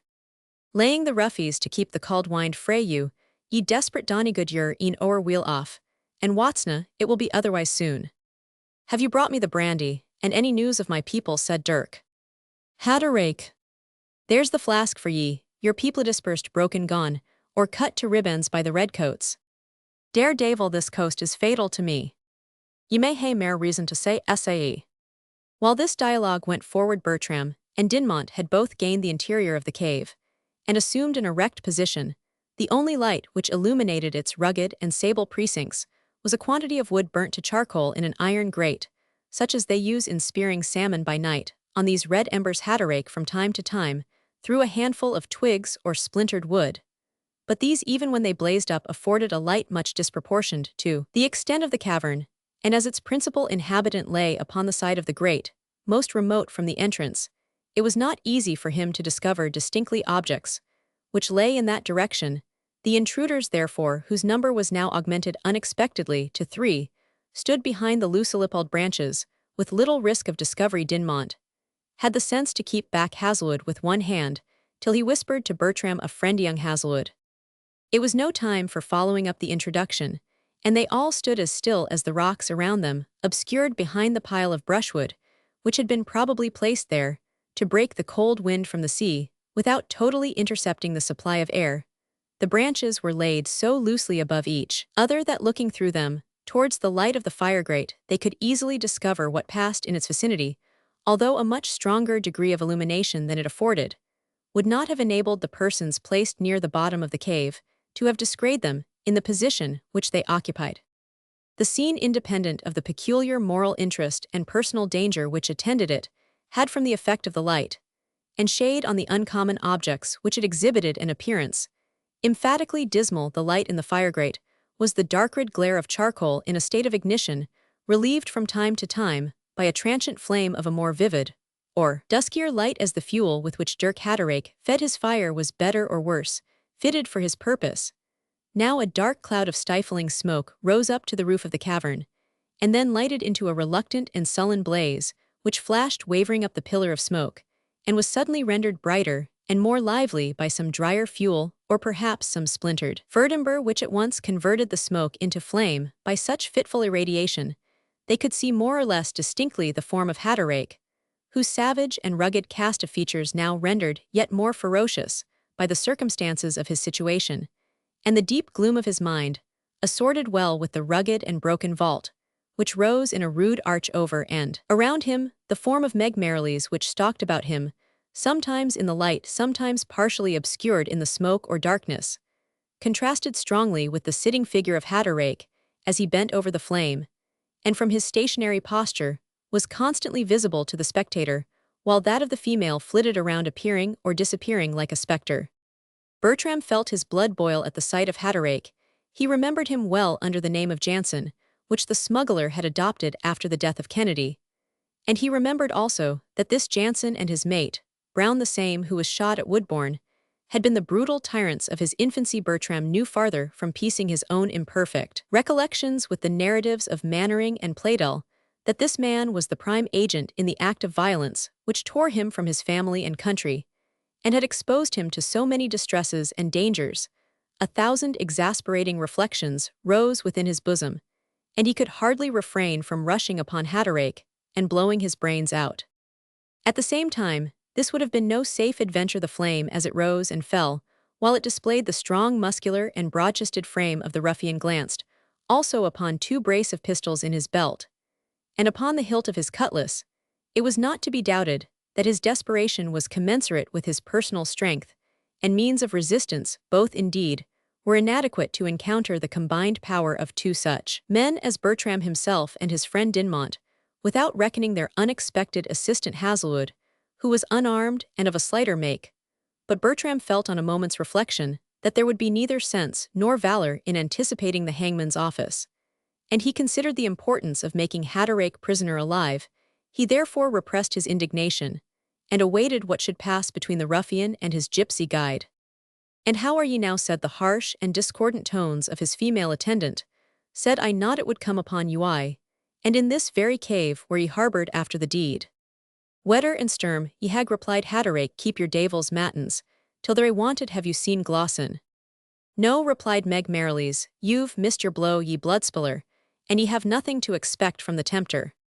"Hagel," exclaimed the ruffian, "if I had him, but by the throat, and what am I to do then?" "Do," answered the gypsy, "die like a man, or be hanged like a dog." "Hanged, ye hag of Satan, the hemp's not sown that shall hang me." "It's sown, and it's grown, and it's heckled, and it's twisted. Did I not tell ye when ye wad take away the boy Henry Bertram, in spite of my prayers? Did I not say he would come back, when he had dreed his weird in foreign land, till his 21st year? Did I not say the auld fire would burn down to a spark, but wad kindle again?"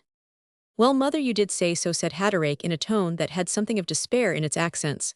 "And Donner and Blitzen, I believe you spoke the truth. That Junker of Ellangowan has been a rock ahead to me all my life, and now with Glossin's cursed contrivance, my crew have been cut off, my boats destroyed, and I dare say the luggers taken. There were not men enough left on board to work her, far less to fight. Hera Dredgeboat might have taken her. And what will the owners say? Hagel and Sturm, I shall never dare go back again to Flushing." "Y'all never need," said the gypsy. "What are you doing there?" said her companion, "and what makes you say that?" During this dialogue Meg was heaping some flax loosely together. Before answer to this question, she dropped a firebrand upon the flax, which had been previously steeped in some spirituous liquor, for it instantly caught fire, and rose in a vivid pyramid of the most brilliant light up to the very top of the vault. As it ascended, Meg answered the ruffian's question in a firm and steady voice, "Because the hour's come and the man." At the appointed signal Bertram and Dinmont sprung over the brushwood, and rushed upon Hatterake. Hazelwood, unacquainted with their plan of assault, was a moment later. The ruffian, who instantly saw he was betrayed, turned his first vengeance on Meg Merrilies, at whom he discharged a pistol. She fell with a piercing and dreadful cry between the shriek of pain and the sound of laughter, when at its highest and most suffocating height. "I kenned it would be this way," she said. Bertram in his haste slipped his foot upon the uneven rock, which floored the cave. A fortunate stumble, for Hatterake's second bullet whistled over him with so true and steady an aim that had he been standing upright, it must have lodged in his brain ere the smuggler could draw another pistol. Dinmont closed with him, and endeavored by main force to pinion down his arms. Such, however, was the wretch's personal strength, joined to the efforts of his despair, that in spite of the gigantic force with which the borderer grappled him, he dragged Dinmont through the blazing flax, and had almost succeeded in drawing a third pistol, which might have proved fatal to the honest farmer, had not Bertram as well as Hazelwood come to his assistance, when by main force, and no ordinary exertion of it, they threw Haderach on the ground, disarmed him, and bound him. This scuffle, though it takes up some time in the narrative, passed in less than a single minute, when he was fairly mastered after one or two desperate and almost convulsionary struggles. The ruffian lay perfectly still and silent. "He's gone to die game Ani how," said Dinmont Wheel. "I like him na the war for that." This observation honest Dandy made, while he was shaking the blazing flax from his rough coat and shaggy black hair, some of which had been singed in the scuffle. "He is quiet now," said Bertram. "Stay by him, and do not permit him to stir, till I see whether the poor woman be alive or dead." With Hazelwood's assistance, he raised Meg Merrilies. "I kenned it would be this way," she muttered, "and it's e'en this way that it should be." The ball had penetrated the breast, below the throat. It did not bleed much externally, but Bertram, accustomed to see gunshot wounds, thought it the more alarming. "Good God, what shall we do for this poor woman?" said he, to Hazelwood, the circumstances superseding the necessity of previous explanation or introduction to each other. "My horse stands tied above in the wood," said Hazelwood. "I have been watching you these 2 hours. I will ride off for some assistance that may be trusted. Meanwhile, you had better defend the mouth of the cavern against everyone. Until I return." He hastened away. Bertram, after binding Meg Merrilies' wound as well as he could, took station near the mouth of the cave, with a cocked pistol in his hand. Dinmont continued to watch Haderach, keeping a grasp like that of Hercules on his breast. There was a dead silence in the cavern, only interrupted by the low and suppressed moaning of the wounded female, and by the hard breathing of the prisoner. Chapter 55. For thou seduced and led astray, thou'st travelled far and wandered long.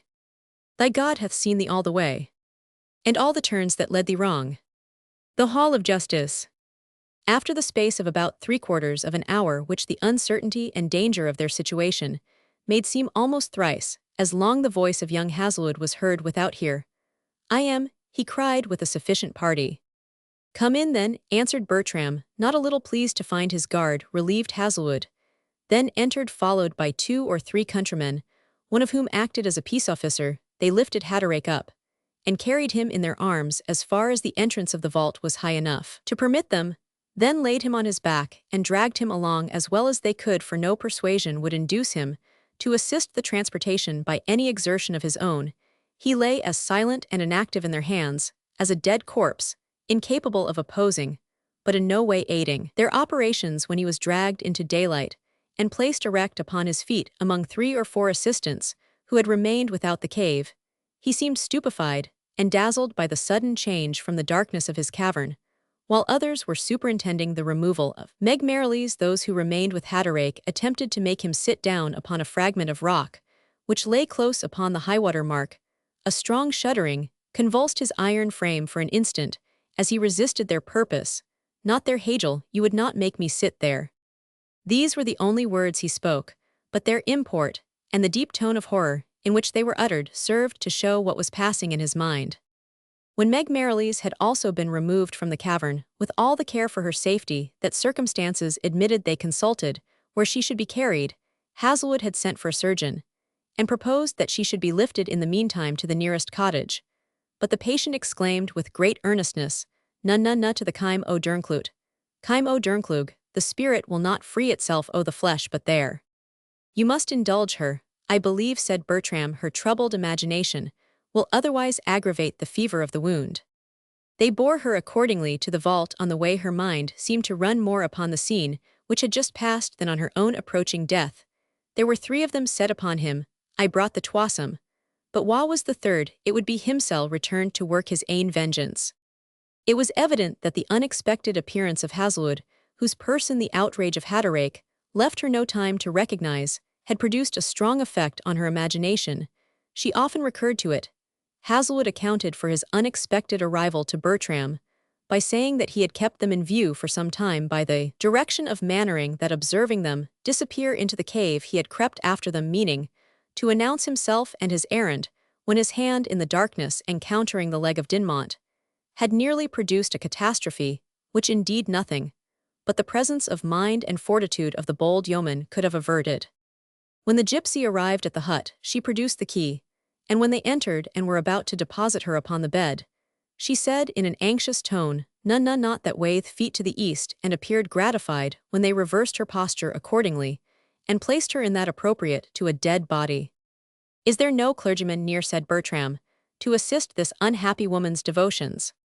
A gentleman, the minister of the parish who had been Charles Hazelwood's tutor, had with many others caught the alarm that the murderer of Kennedy was taken on the spot where the deed had been done so many years before, and that a woman was mortally wounded from curiosity, or rather, from the feeling that his duty called him to scenes of distress. This gentleman had come to the Kime of Dernclug, and now presented himself. The surgeon arrived at the same time and was about to probe the wound, but Meg resisted the assistance of either. It's no what man can do that will heal my body or save my spirit. Let me speak what I have to say, and then you may work your will, ease it be nae hindrance. But where's Henry Bertram? The assistants, to whom this name had been long a stranger, gazed upon each other. Yes, she said, in a stronger and harsher tone. I said Henry Bertram of Ellangowan, stand from the light, and let me see him. All eyes were turned towards Bertram, who approached the wretched couch. The wounded woman took hold of his hand. Look at him, she said, all that ever saw his father or his grandfather, and bear witness, if he is not their living image. A murmur went through the crowd. The resemblance was too striking to be denied. And now hear me, and let that man, pointing to Haderach, who was seated with his keepers on a sea chest at some distance, let him deny what I say if he can. That is Henry Bertram's son, to Godfrey Bertram Umquhile of Ellangowan. That young man is the very ladbairn that Dirk Haderach carried off from Warrock Wood the day that he murdered the gauger. I was there like a wandering spirit, for I longed to see that wood, or we left the country. I saved the bairn's life, and sair, I prigged and prayed they would leave him wy me, but they bore him away. And he's been lang o'er the sea, and now he's come for his ain. And what should withstand him? I swore to keep the secret, till he was 21. I kenned he behoved to dree his weird till that day cam. I keep it that oath which I took to them. But I made another vow to mysel, that if I lived to see the day of his return, I would set him in his father's seat. If every step was on a dead man, I have keep it, that oath too. I will be I step mysel, he pointing to Haderach, will soon be another, and there will be ane mair yet. The clergyman, now interposing, remarked it was a pity this deposition was not regularly taken and written down, and the surgeon urged the necessity of examining the wound, previously to exhausting her by questions, when she saw them removing Haderach in order to clear the room and leave the surgeon to his operations. She called out aloud, raising herself at the same time upon the couch, Dirk Haderach, you and I will never meet again. Until we are before the judgment seat, will ye own to what I have said, or will you dare deny it? He turned his hardened brow upon her, with a look of dumb and inflexible defiance. Dirk Haderach, dare ye deny with my blood upon your hands one word of what my dying breath is uttering? He looked at her with the same expression of hardihood and dogged stubbornness, and moved his lips, but uttered no sound. Then, farewell, she said, and God forgive you, your hand has sealed my evidence. When I was in life I was the mad randy gypsy, that had been scourged and banished and branded, that had begged from door to door, and been hounded like a stray tyke from parish to parish, while would hae minded her tale. But now I am a dying woman, and my words will not fall to the ground, any more than the earth will cover my blood. She here paused, and all left the hut except the surgeon and 2 or 3 women. After a very short examination, he shook his head, and resigned his post by the dying woman's side to the clergyman.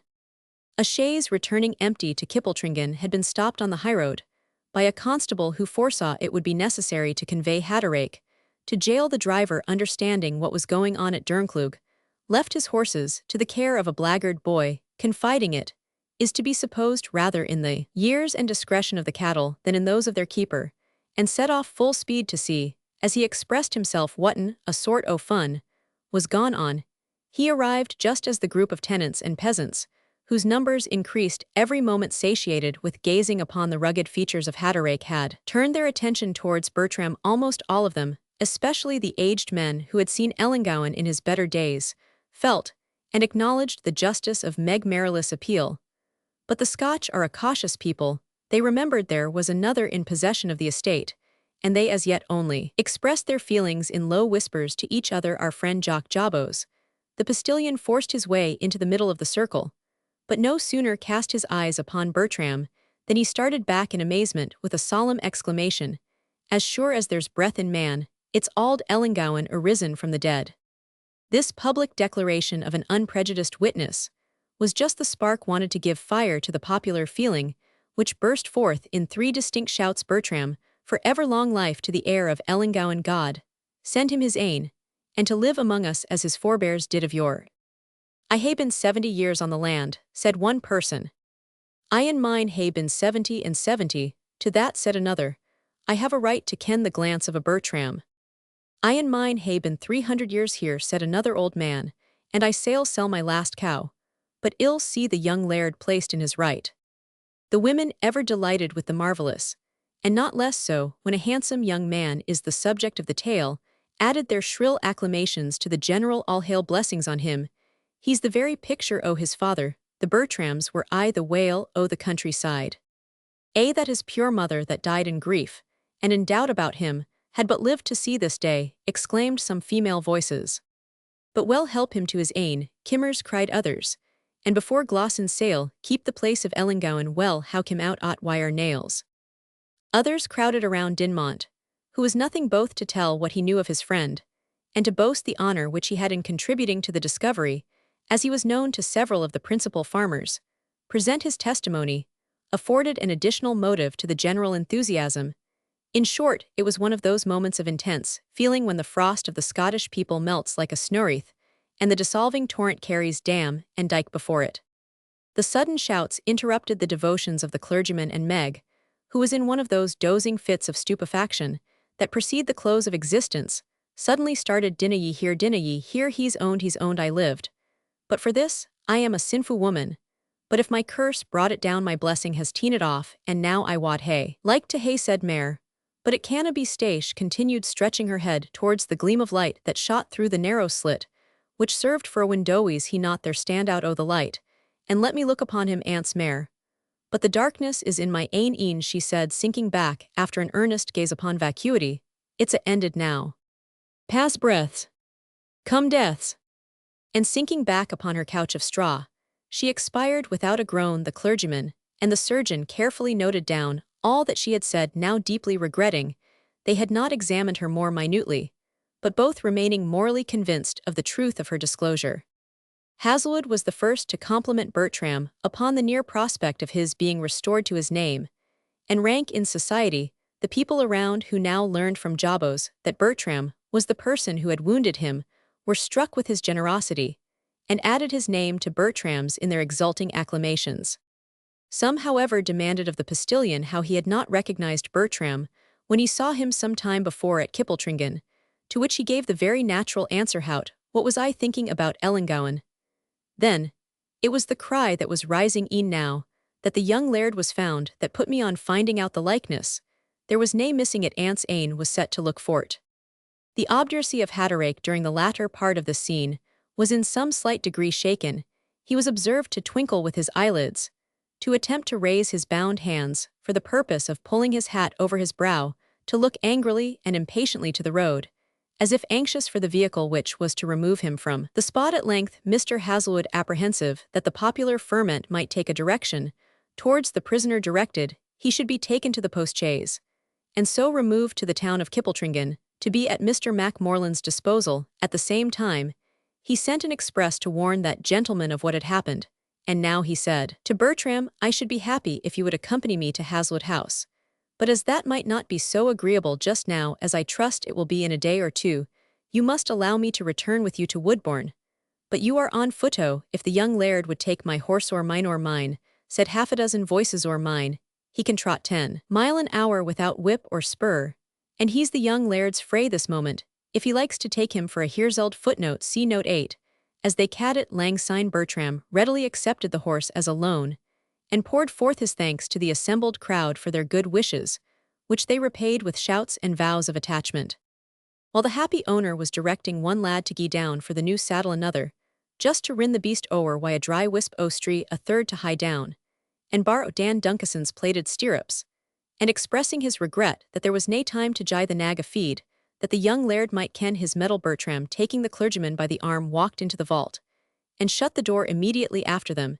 He gazed in silence for some minutes upon the body of Meg Merrilies, as it lay before him, with features sharpened by death, yet still retaining the stern and energetic character which had maintained in life her superiority as the wild chieftainess of the lawless people, amongst whom she was born. The young soldier dried the tears which involuntarily rose on viewing this wreck of one who might be said to have died a victim to her fidelity to his person and family.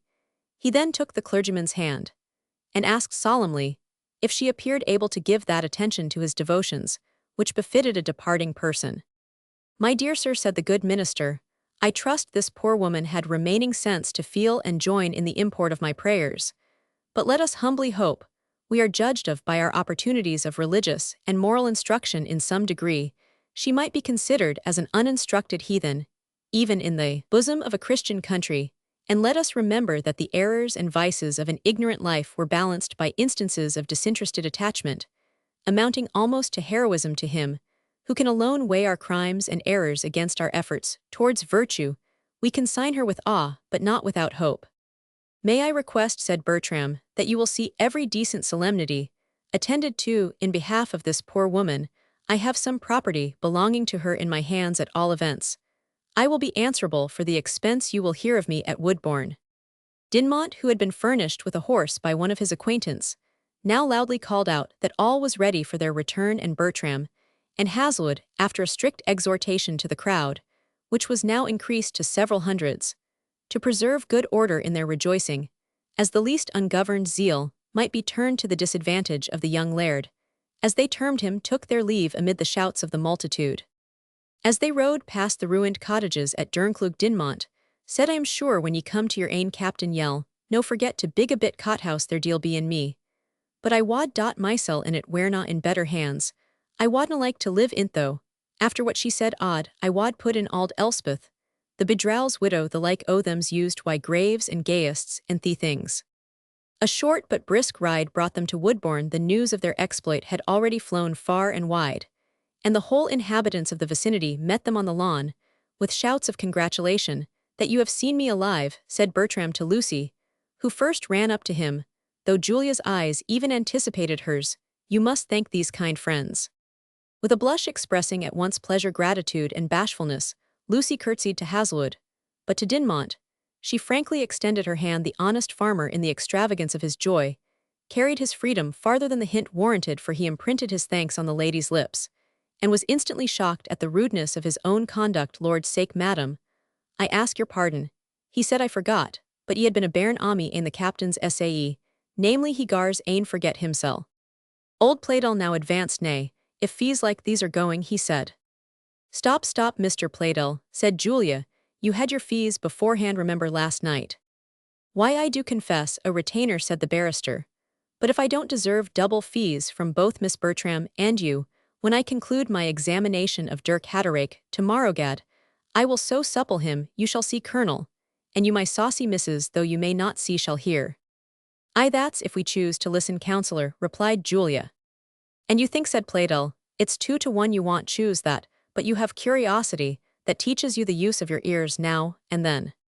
"I declare, counsellor," answered the lively damsel, "that such saucy bachelors as you would teach us the use of our fingers now and then." "Reserve them for the harpsichord, my love," said the counsellor. "Better for all parties." While this idle chat ran on, Colonel Mannering introduced to Bertram a plain, good-looking man in a grey coat and waistcoat, buckskin breeches, and boots. "This, my dear sir, is Mr. Macmorlan." "To whom," said Bertram, embracing him cordially, "my sister was indebted for a home when deserted by all her natural friends and relations." The Dominie then pressed forward, grinned, chuckled, made a diabolical sound in attempting to whistle, and finally, unable to stifle his emotions, ran away to empty the feelings of his heart at his eyes. We shall not attempt to describe the expansion of heart and glee of this happy evening. Chapter 56. How like a hateful ape, detected grinning midst his pilfered hoard, a cunning man appears whose secret frauds are open to the day. Count Basil. There was a great movement at Woodbourne early on the following morning to attend the examination at Kippletringan. Mr. Pleydell, from the investigation which he had formerly bestowed on the dark affair of Kennedy's death, as well as from the general deference due to his professional abilities, was requested by Mr. Macmorlan and Sir Robert Haslewood, and another justice of peace, who attended to take the situation of chairman, and the lead in the examination. Colonel Mannering was invited to sit down with them. The examination, being previous to trial, was private in other respects. The counsellor resumed and reinterrogated former evidence. He then examined the clergyman and surgeon respecting the dying declaration of Meg Merrilies.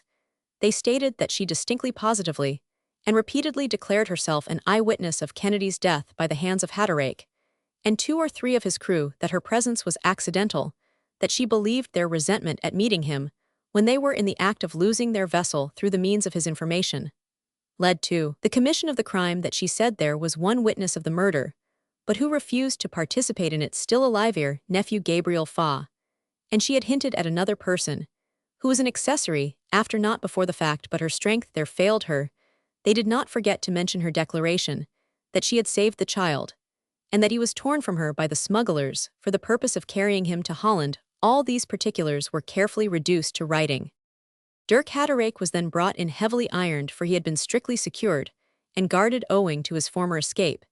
He was asked his name, he made no answer, his profession, he was silent, several other questions were put to none of which he returned any reply. Pleydell wiped the glasses of his spectacles and considered the prisoner very attentively. A very truculent-looking fellow, he whispered to Mannering, but as Dogberry says, "I'll go cunningly to work with him here." Souls, the shoemaker Souls, do you remember measuring some footsteps, imprinted on the mud, at the wood of Warrock on November 17? By my orders, Souls remembered the circumstance perfectly. Look at that paper. Is that your note of the measurement? Souls verified the memorandum.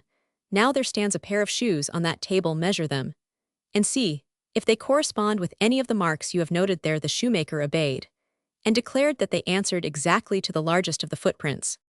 We shall prove, said the counsellor aside to Mannering, that these shoes, which were found in the ruins at Durnklug, belonged to Brown, the fellow whom you shot on the lawn at Woodbourne. Now, Souls, measure that prisoner's feet very accurately.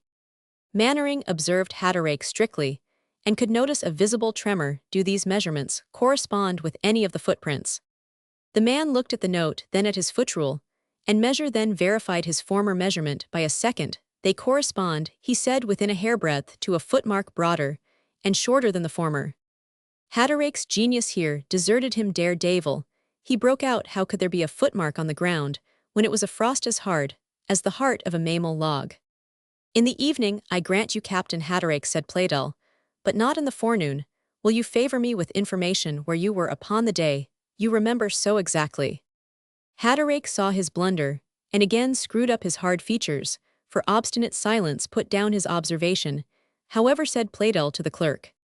At this moment the door opened, and much to the surprise of most present, Mr. Gilbert Glosson made his appearance. That worthy gentleman had, by dint of watching and eavesdropping, ascertained that he was not mentioned by name in Meg Merrilies' dying declaration, a circumstance certainly not owing to any favorable disposition towards him, but to the delay of taking her regular examination, and to the rapid approach of death. He therefore supposed himself safe from all evidence but such as might arise from Hatterake's confession, to prevent which he resolved to push a bold face, and join his brethren of the bench during his examination.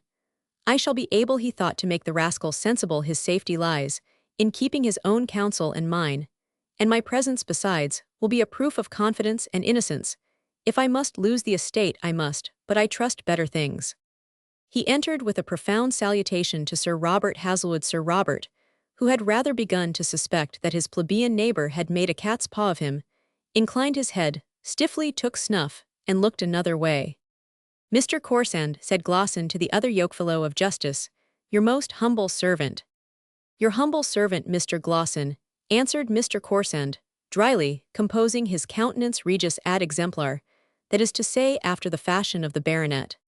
Macmorlan, my worthy friend, continued Glosson, how do ye do always on your duty? Said honest Macmorlan, with little respect either to the compliment or salutation. Colonel Mannering a low bow slightly returned, and Mr. Pleydell another low bow. I dared not have hoped for your assistance to poor country gentlemen at this period of the session. Pleydell took snuff, and eyed him with a glance equally shrewd and sarcastic. Ill teach him, he set aside to Mannering the value of the old admonition ne accessoris in concilium antiquam voceris. But perhaps I intrude, gentlemen, said Glosson, who could not fail to observe the coldness of his reception. Is this an open meeting? For my part, said Mr. Pleydell, so far from considering your attendance as an intrusion, Mr. Glosson, I was never so pleased in my life to meet with you, especially, as I think we should at any rate have had occasion to request the favor of your company in the course of the day. Well then, gentlemen, said Glosson, drawing his chair to the table, and beginning to bustle about among the papers. Where are we? How far have we got? Where are the declarations? Clerk, give me all these papers, said Mr. Playdell. I have an odd way of arranging my documents, Mr. Glosson. Another person touching them puts me out. But I shall have occasion for your assistance by and by. Glosson, thus reduced to inactivity, stole one glance at Dirk Hatterake, but could read nothing in his dark scowl save malignity and hatred to all around. But gentlemen, said Glosson, is it quite right to keep this poor man so heavily ironed when he is taken up merely for examination? This was hoisting a kind of friendly signal to the prisoner. He has escaped once before, said Mac Morland dryly, and Glosson was silenced. Bertram was now introduced, and to Glosson's confusion was greeted in the most friendly manner by all present, even by Sir Robert Hazlewood himself. He told his recollections of his infancy, with that candour and caution of expression which afforded the best warrant for his good faith. This seems to be rather a civil than a criminal question, said Glosson, rising, and as you cannot be ignorant, gentlemen, of the effect which this young person's pretended parentage may have on my patrimonial interest, I would rather beg leave to retire. No, my good sir, said Mr. Playdell, we can by no means spare you. But why do you call this young man's claims pretended? I don't mean to fish for your defenses against them if you have any, but— Mr. Playdell, replied Glosson, I am always disposed to act above board, and I think I can explain the matter at once. This young fellow, whom I take to be a natural son of the late Ellangowan, has gone about the country for some weeks under different names, caballing with a wretched old madwoman who I understand was shot in a late scuffle, and with other tinkers, gypsies, and persons of that description, and a great brute farmer from Liddesdale, stirring up the tenants against their landlords, which as Sir Robert Hazlewood of Hazlewood knows. Not to interrupt you, Mr. Glosson, said Playdell, I ask who you say this young man is.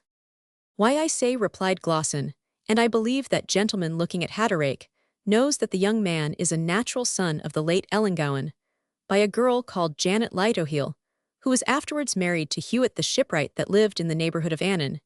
His name is Godfrey Bertram Hewitt, by which name he was entered on board the Royal Caroline excise yacht. I said, Playdell, that is a very likely story, but not to pause upon some difference of eye's complexion. And so forth. Please to step forward, sir. A young seafaring man came forward here, proceeded the counsellor.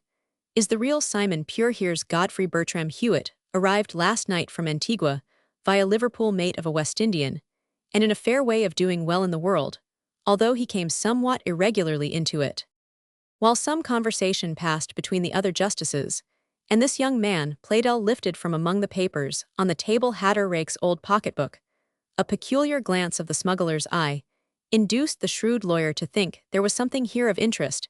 He therefore continued the examination of the papers, laying the book on the table, but instantly perceived that the prisoner's interest in the research had cooled. It must be in the book still, whatever it is, thought Playdell, and again applied himself to the pocketbook, until he discovered on a narrow scrutiny a slit between the pasteboard and leather, out of which he drew 3 small slips of paper. Playdell, now turning to Glosson, requested the favor that he would tell them if he had assisted at the search for the body of Kennedy and the child of his patron on the day when they disappeared.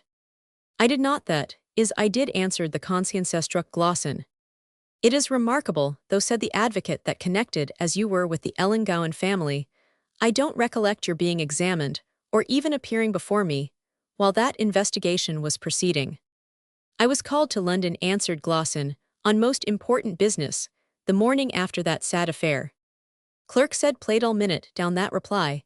I presume the business, Mr. Glosson, was to negotiate these 3 bills drawn by you on Messrs. Van Beest and Van Bruggen, and accepted by one Dirk Hatterake in their name on the very day of the murder. I congratulate you on their being regularly retired, as I perceive they have been. I think the chances were against it. Glosson's countenance fell. This piece of real evidence, continued Mr. Playdell, makes good the account given of your conduct on this occasion by a man called Gabriel Faw, whom we have now in custody, and who witnessed the whole transaction between you and that worthy prisoner. Have you any explanation to give? Mr. Playdell, said Glosson with great composure, I presume, if you were my counsel, you would not advise me to answer upon the spur of the moment to a charge which the basest of mankind seem ready to establish by perjury. My advice, said the counselor, would be regulated by my opinion of your innocence or guilt in your case. I believe you take the wisest course, but you are aware you must stand committed. Committed for what, sir? Replied Glosson, upon a charge of murder. No, only as art, and part of kidnapping the child. That is a bailable offense. Pardon me, said Playdell, it is plagium, and plagium is felony. Forgive me, Mr. Playdell, there is only one case upon record, Torrance, and Waldy. They were, you remember, resurrection women, who had promised to procure a child's body for some young surgeons, being upon honor to their employers. Rather than disappoint the evening lecture of the students, they stole a live child, murdered it, and sold the body for 3 shillings and 6pence. They were hanged. But for the murder, not for the plagium. Footnote: this is in its circumstances. An issue actually a case tried, and reported. Your civil law has carried you a little too far. Well, sir, but in the meantime Mr. Macmorland must commit you to the county jail, in case this young man repeats the same story. Officers, remove Mr. Glosson and Hatterake, and guard them in different apartments. Gabriel the gypsy was then introduced, and gave a distinct account of his deserting from Captain Pritchard's vessel, and joining the smugglers in the action. Detailed how Dirk Hatterake set fire to his ship, when he found her disabled, and under cover of the smoke escaped with his crew, and as much goods as they could save, into the cavern where they proposed to lie till nightfall. Hatterake himself, his mate Vanbeest Brown, and 3 others, of whom the declarant was one, went into the adjacent woods to communicate with some of their friends in the neighborhood. They fell in with Kennedy unexpectedly, and Hatterake, and Brown, aware that he was the occasion of their disasters, resolved to murder him. He stated that he had seen them lay violent hands on the officer and drag him through the woods, but had not partaken in the assault, nor witnessed its termination, that he returned to the cavern by a different route, where he again met Hatterake and his accomplices, and the captain was in the act of giving an account how he and Brown had pushed a huge crag over as Kennedy lay groaning on the beach, when Glosson suddenly appeared among them. To the whole transaction, by which Hatterake purchased his secrecy, he was witness. Respecting young Bertram, he could give a distinct account, till he went to India, after which he had lost sight of him, until he unexpectedly met with him in Liddesdale. Gabriel Faw farther stated that he instantly sent notice to his aunt Meg Merrilies, as well as to Hatterake, who he knew was then upon the coast, but that he had incurred his aunt's displeasure upon the latter account. He concluded that his aunt had immediately declared that she would do all that lay in her power to help young Ellangowan to his right, even if it should be by informing against Dirk Hatterake, and that many of her people assisted her besides himself, from a belief that she was gifted with supernatural inspirations. With the same purpose, he understood his aunt had given to Bertram the treasure of the tribe of which she had the custody, 3 or 4 gypsies, by the express command of Meg Merrilies, mingled in the crowd when the custom house was attacked for the purpose of liberating Bertram, which he had himself effected. He said that in obeying Meg's dictates, they did not pretend to estimate their propriety or rationality, the respect in which she was held by her tribe, precluding all such subjects of speculation upon farther interrogation. The witness added that his aunt had always said that Henry Bertram carried that round his neck which would ascertain his birth. It was a spell, she said, that an Oxford scholar had made for him, and she possessed the smugglers with an opinion that to deprive him of it would occasion the loss of the vessel. Bertram here produced a small velvet bag, which he said he had worn round his neck from his earliest infancy, and which he had preserved first from superstitious reverence, and latterly from the hope that it might serve one day to aid in the discovery of his birth. The bag, being opened, was found to contain a blue silk case from which was drawn a scheme of nativity. Upon inspecting this paper, Colonel Mannering instantly admitted it was his own composition, and afforded the strongest and most satisfactory evidence that the possessor of it must necessarily be the young heir of Ellangowan, by avowing his having first appeared in that country in the character of an astrologer. And now, said Playdell, make out warrants of commitment for Hatterake and Glosson, until liberated in due course of law. Yet he said, I am sorry for Glosson. Now I think, said Mannering, he's incomparably the least deserving of pity of the 2, the others a bold fellow, though as hard as flint. Very natural, Colonel, said the advocate, that you should be interested in the ruffian, and I in the knave. That's all professional taste. But I can tell you Glosson would have been a pretty lawyer had he not had such a turn for the roguish part of the profession. Scandal would say, observed Mannering, he might not be the worse lawyer for that. Scandal would tell a lie. Then replied Playdell, as she usually does laws like laudanum, it's much more easy to use it, as a quack does, than to learn to apply it like a physician. Chapter 57. Unfit to live or die, O marble. After him fellows drag him to the block. Measure for measure. The jail at the county town of the Shire off was one of those old-fashioned dungeons which disgraced Scotland, until of late years, when the prisoners and their guard arrived there Hatterake, whose violence and strength were well known, was secured in what was called the condemned ward. This was a large apartment. Near the top of the prison, a round bar of iron footnote see note 9 about the thickness of a man's arm above the elbow, crossed the apartment horizontally at the height of about 6 inches from the floor, and its extremities were strongly built into the wall at either end. Hatterake's ankles were secured within shackles which were connected by a chain at the distance of about 4 feet, with a large iron ring which travelled upon the bar. We have described thus a prisoner might shuffle along the length of the bar, from one side of the room to another, but could not retreat farther from it in any other direction than the brief length of the chain admitted. When his feet had been thus secured, the keeper removed his handcuffs, and left his person at liberty in other respects. A pallet bed was placed close to the bar of iron, so that the shackled prisoner might lie down at pleasure, still fastened to the iron bar in the manner described. Hatterake had not been long in this place of confinement before Glosson arrived at the same prison house. In respect to his comparative rank and education, he was not ironed, but placed in a decent apartment under the inspection of Mac Guffog, who since the destruction of the Bridewell of Portenferry by the mob, had acted here as an under-turnkey when Glosson was enclosed within this room, and had solitude and leisure to calculate all the chances against him, and in his favour. He could not prevail upon himself to consider the game as desperate.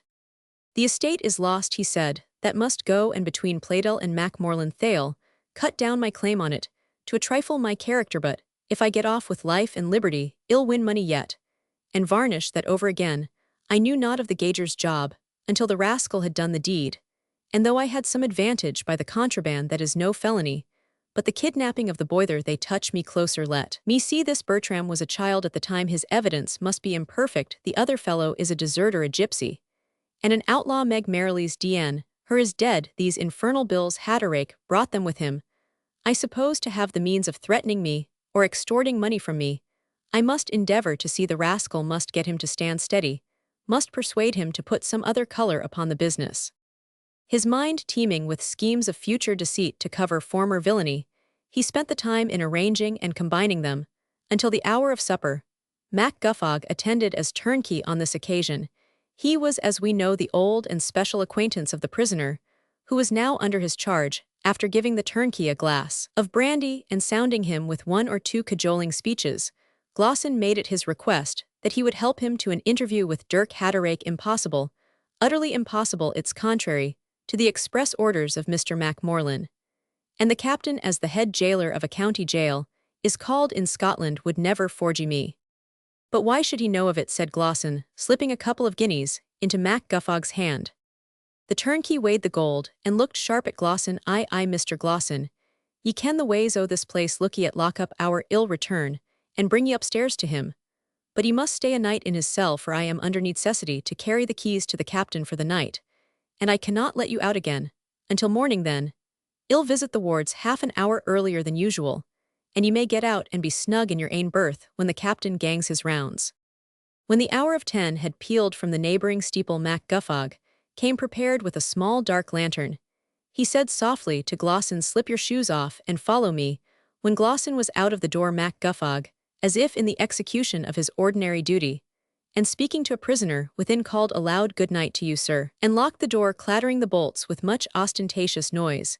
He then guided Glosson up a steep and narrow stair, at the top of which was the door of the condemned ward. He unbarred and unlocked it, and giving Glosson the lantern, made a sign to him to enter, and locked the door behind him with the same affected accuracy.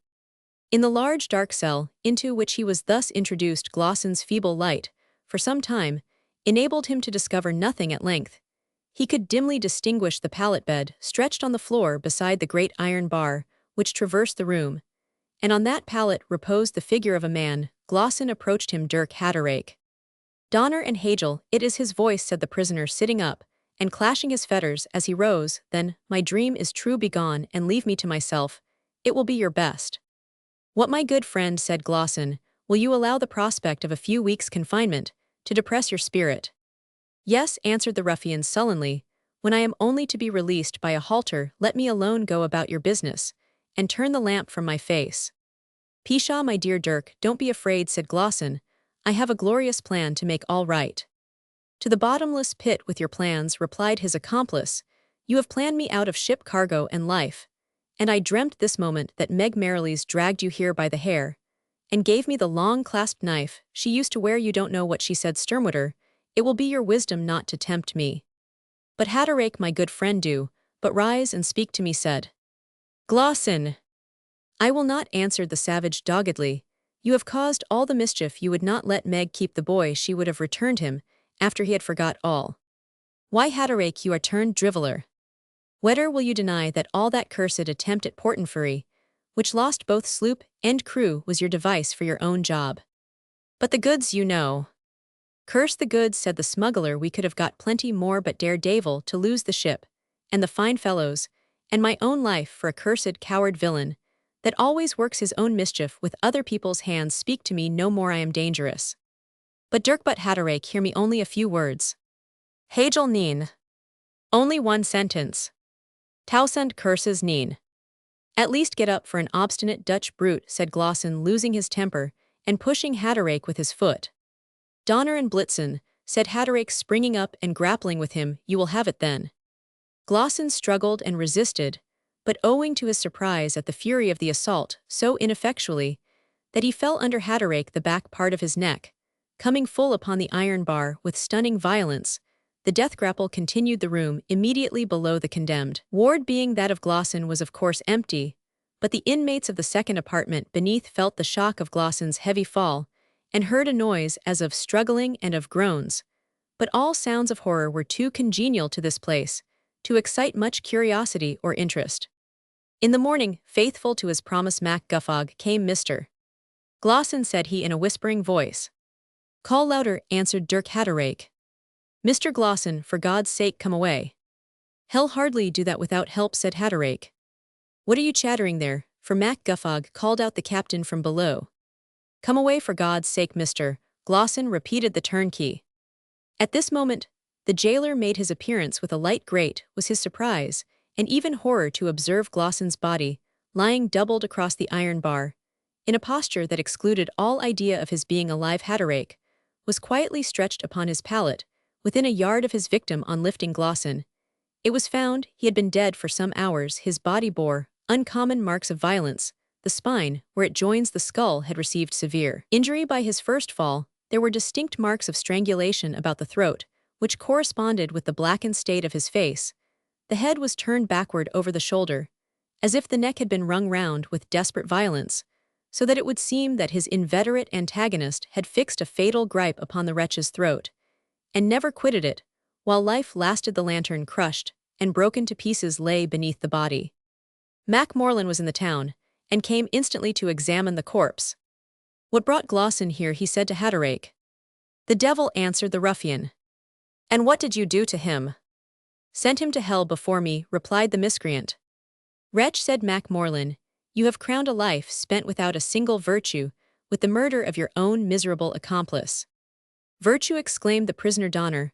"I was always faithful to my ship, and always accounted for cargo to the last stiver. Hark, ye let me have pen and ink, and ill write an account of the whole to our house, and leave me alone a couple of hours, will ye, and let them take away that piece of carrion." Donnerwitter.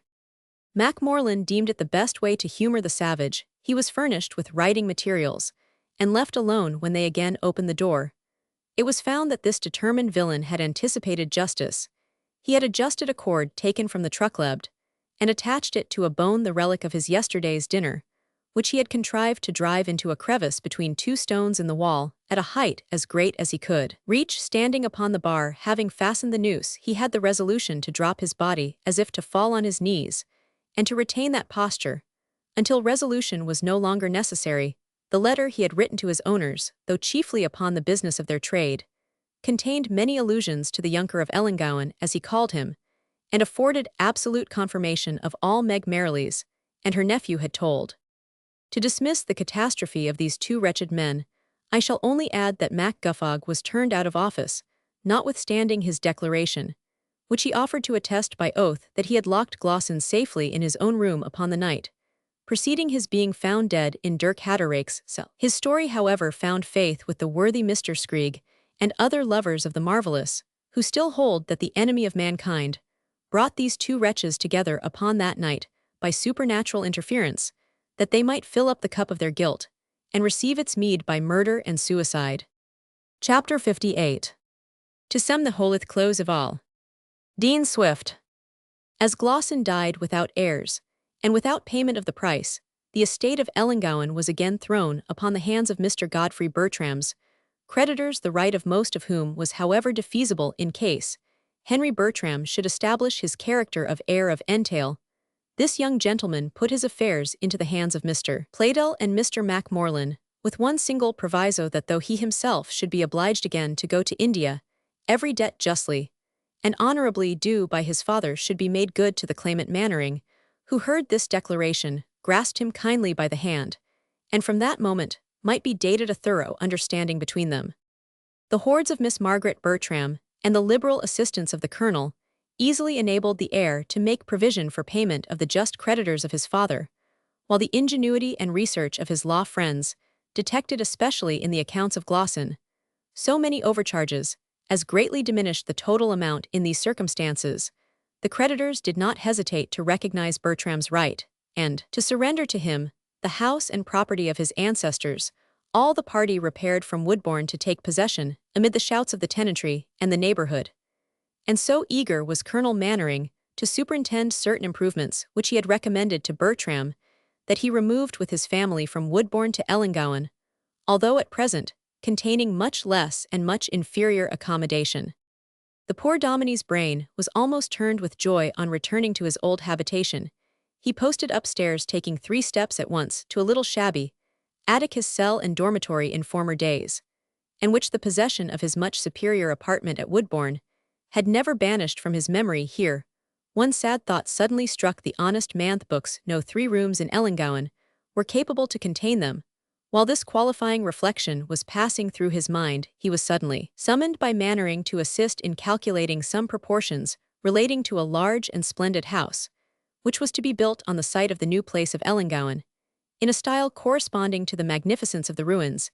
In its vicinity, among the various rooms in the plan, the Dominie observed that one of the largest was entitled the library, and close beside was a snug, well-proportioned chamber, entitled Mr. Sampson's apartment. Prodigious, prodigious, prodigious, shouted the enraptured Dominie. Mr. Pleydell had left the party for some time, but he returned according to promise during the Christmas recess of the courts. He drove up to Ellangowan when all the family were abroad, but the Colonel, who was busy with plans of buildings and pleasure grounds in which he was well skilled, and took great delight. "Aha," said the counsellor, "so here you are. Where are the ladies? Where is the fair Julia?" "Walking out with young Haswood Bertram and Captain de Lazara, a friend of his, who is with us just now. They are gone to plan out a cottage at Dernclug. Well, have you carried through your law business?" "With a wet finger," answered the lawyer. "Got our youngster's special service retoured into Chancery. We had him served heir before the macers." "Macers, who are they?" "Why, it is a kind of judicial saturnalia. You must know that one of the requisites to be a macer or officer in attendance upon our Supreme Court is that they shall be men of no knowledge." "Very well. Now our Scottish legislature, for the joke's sake I suppose, have constituted those men of no knowledge into a peculiar court for trying questions of relationship and descent, such as this business of Bertram, which often involve the most nice and complicated questions of evidence. The devil they have, I should think that rather inconvenient," said Mannering. "Oh, we have a practical remedy for the theoretical absurdity. 1 or 2 of the judges act upon such occasions as prompters and assessors to their own doorkeepers. But you know what Cujacius says: multa sunt in moribus dissentania, multa sine ration. Footnote: the singular inconsistency hinted at is now in a great degree removed. However, this Saturnalian court has done our business, and a glorious batch of claret we had afterwards at Walker's. Macmorlan will stare when he sees the bill." "Never fear," said the Colonel. "Well face the shock, and entertain the county at my friend Mrs. Mac Candlish to boot. And choose Jock Jabos for your master of horse, replied the lawyer. Perhaps I may. And where is Dandy, the redoubted lord of Liddesdale, demanded the advocate. Return to his mountains, but he has promised Julia to make a descent in summer with the goodwife as he calls her, and I don't know how many children. Oh, the curly-headed varlets I must come to play at Blind Harry, and high spy with them. But what is all this added Playdell taking up the plan's tower in the centre, to be an imitation of the Eagle Tower at Caernarvon Corpse de Logist Devil Wingswings? Why the house will take the estate of Ellangowan on its back, and fly away with it. Why then we must ballast it with a few bags of Sika rupees, replied the colonel. Aha, sits the wind there, then I suppose the young dog carries off my mistress Julia. Even so, counsellor. These rascals, the post-naughty, get the better of us of the old school at every turn, said Mr. Playdell. But she must convey and make over her interest in me to Lucy. To tell you the truth, I am afraid your flank will be turned there too, replied the colonel. Indeed. Here has been Sir Robert Haslewood, said Mannering upon a visit, to Bertram, thinking and deeming and opining. O Lord, pray, spare me the worthy baronet's triads.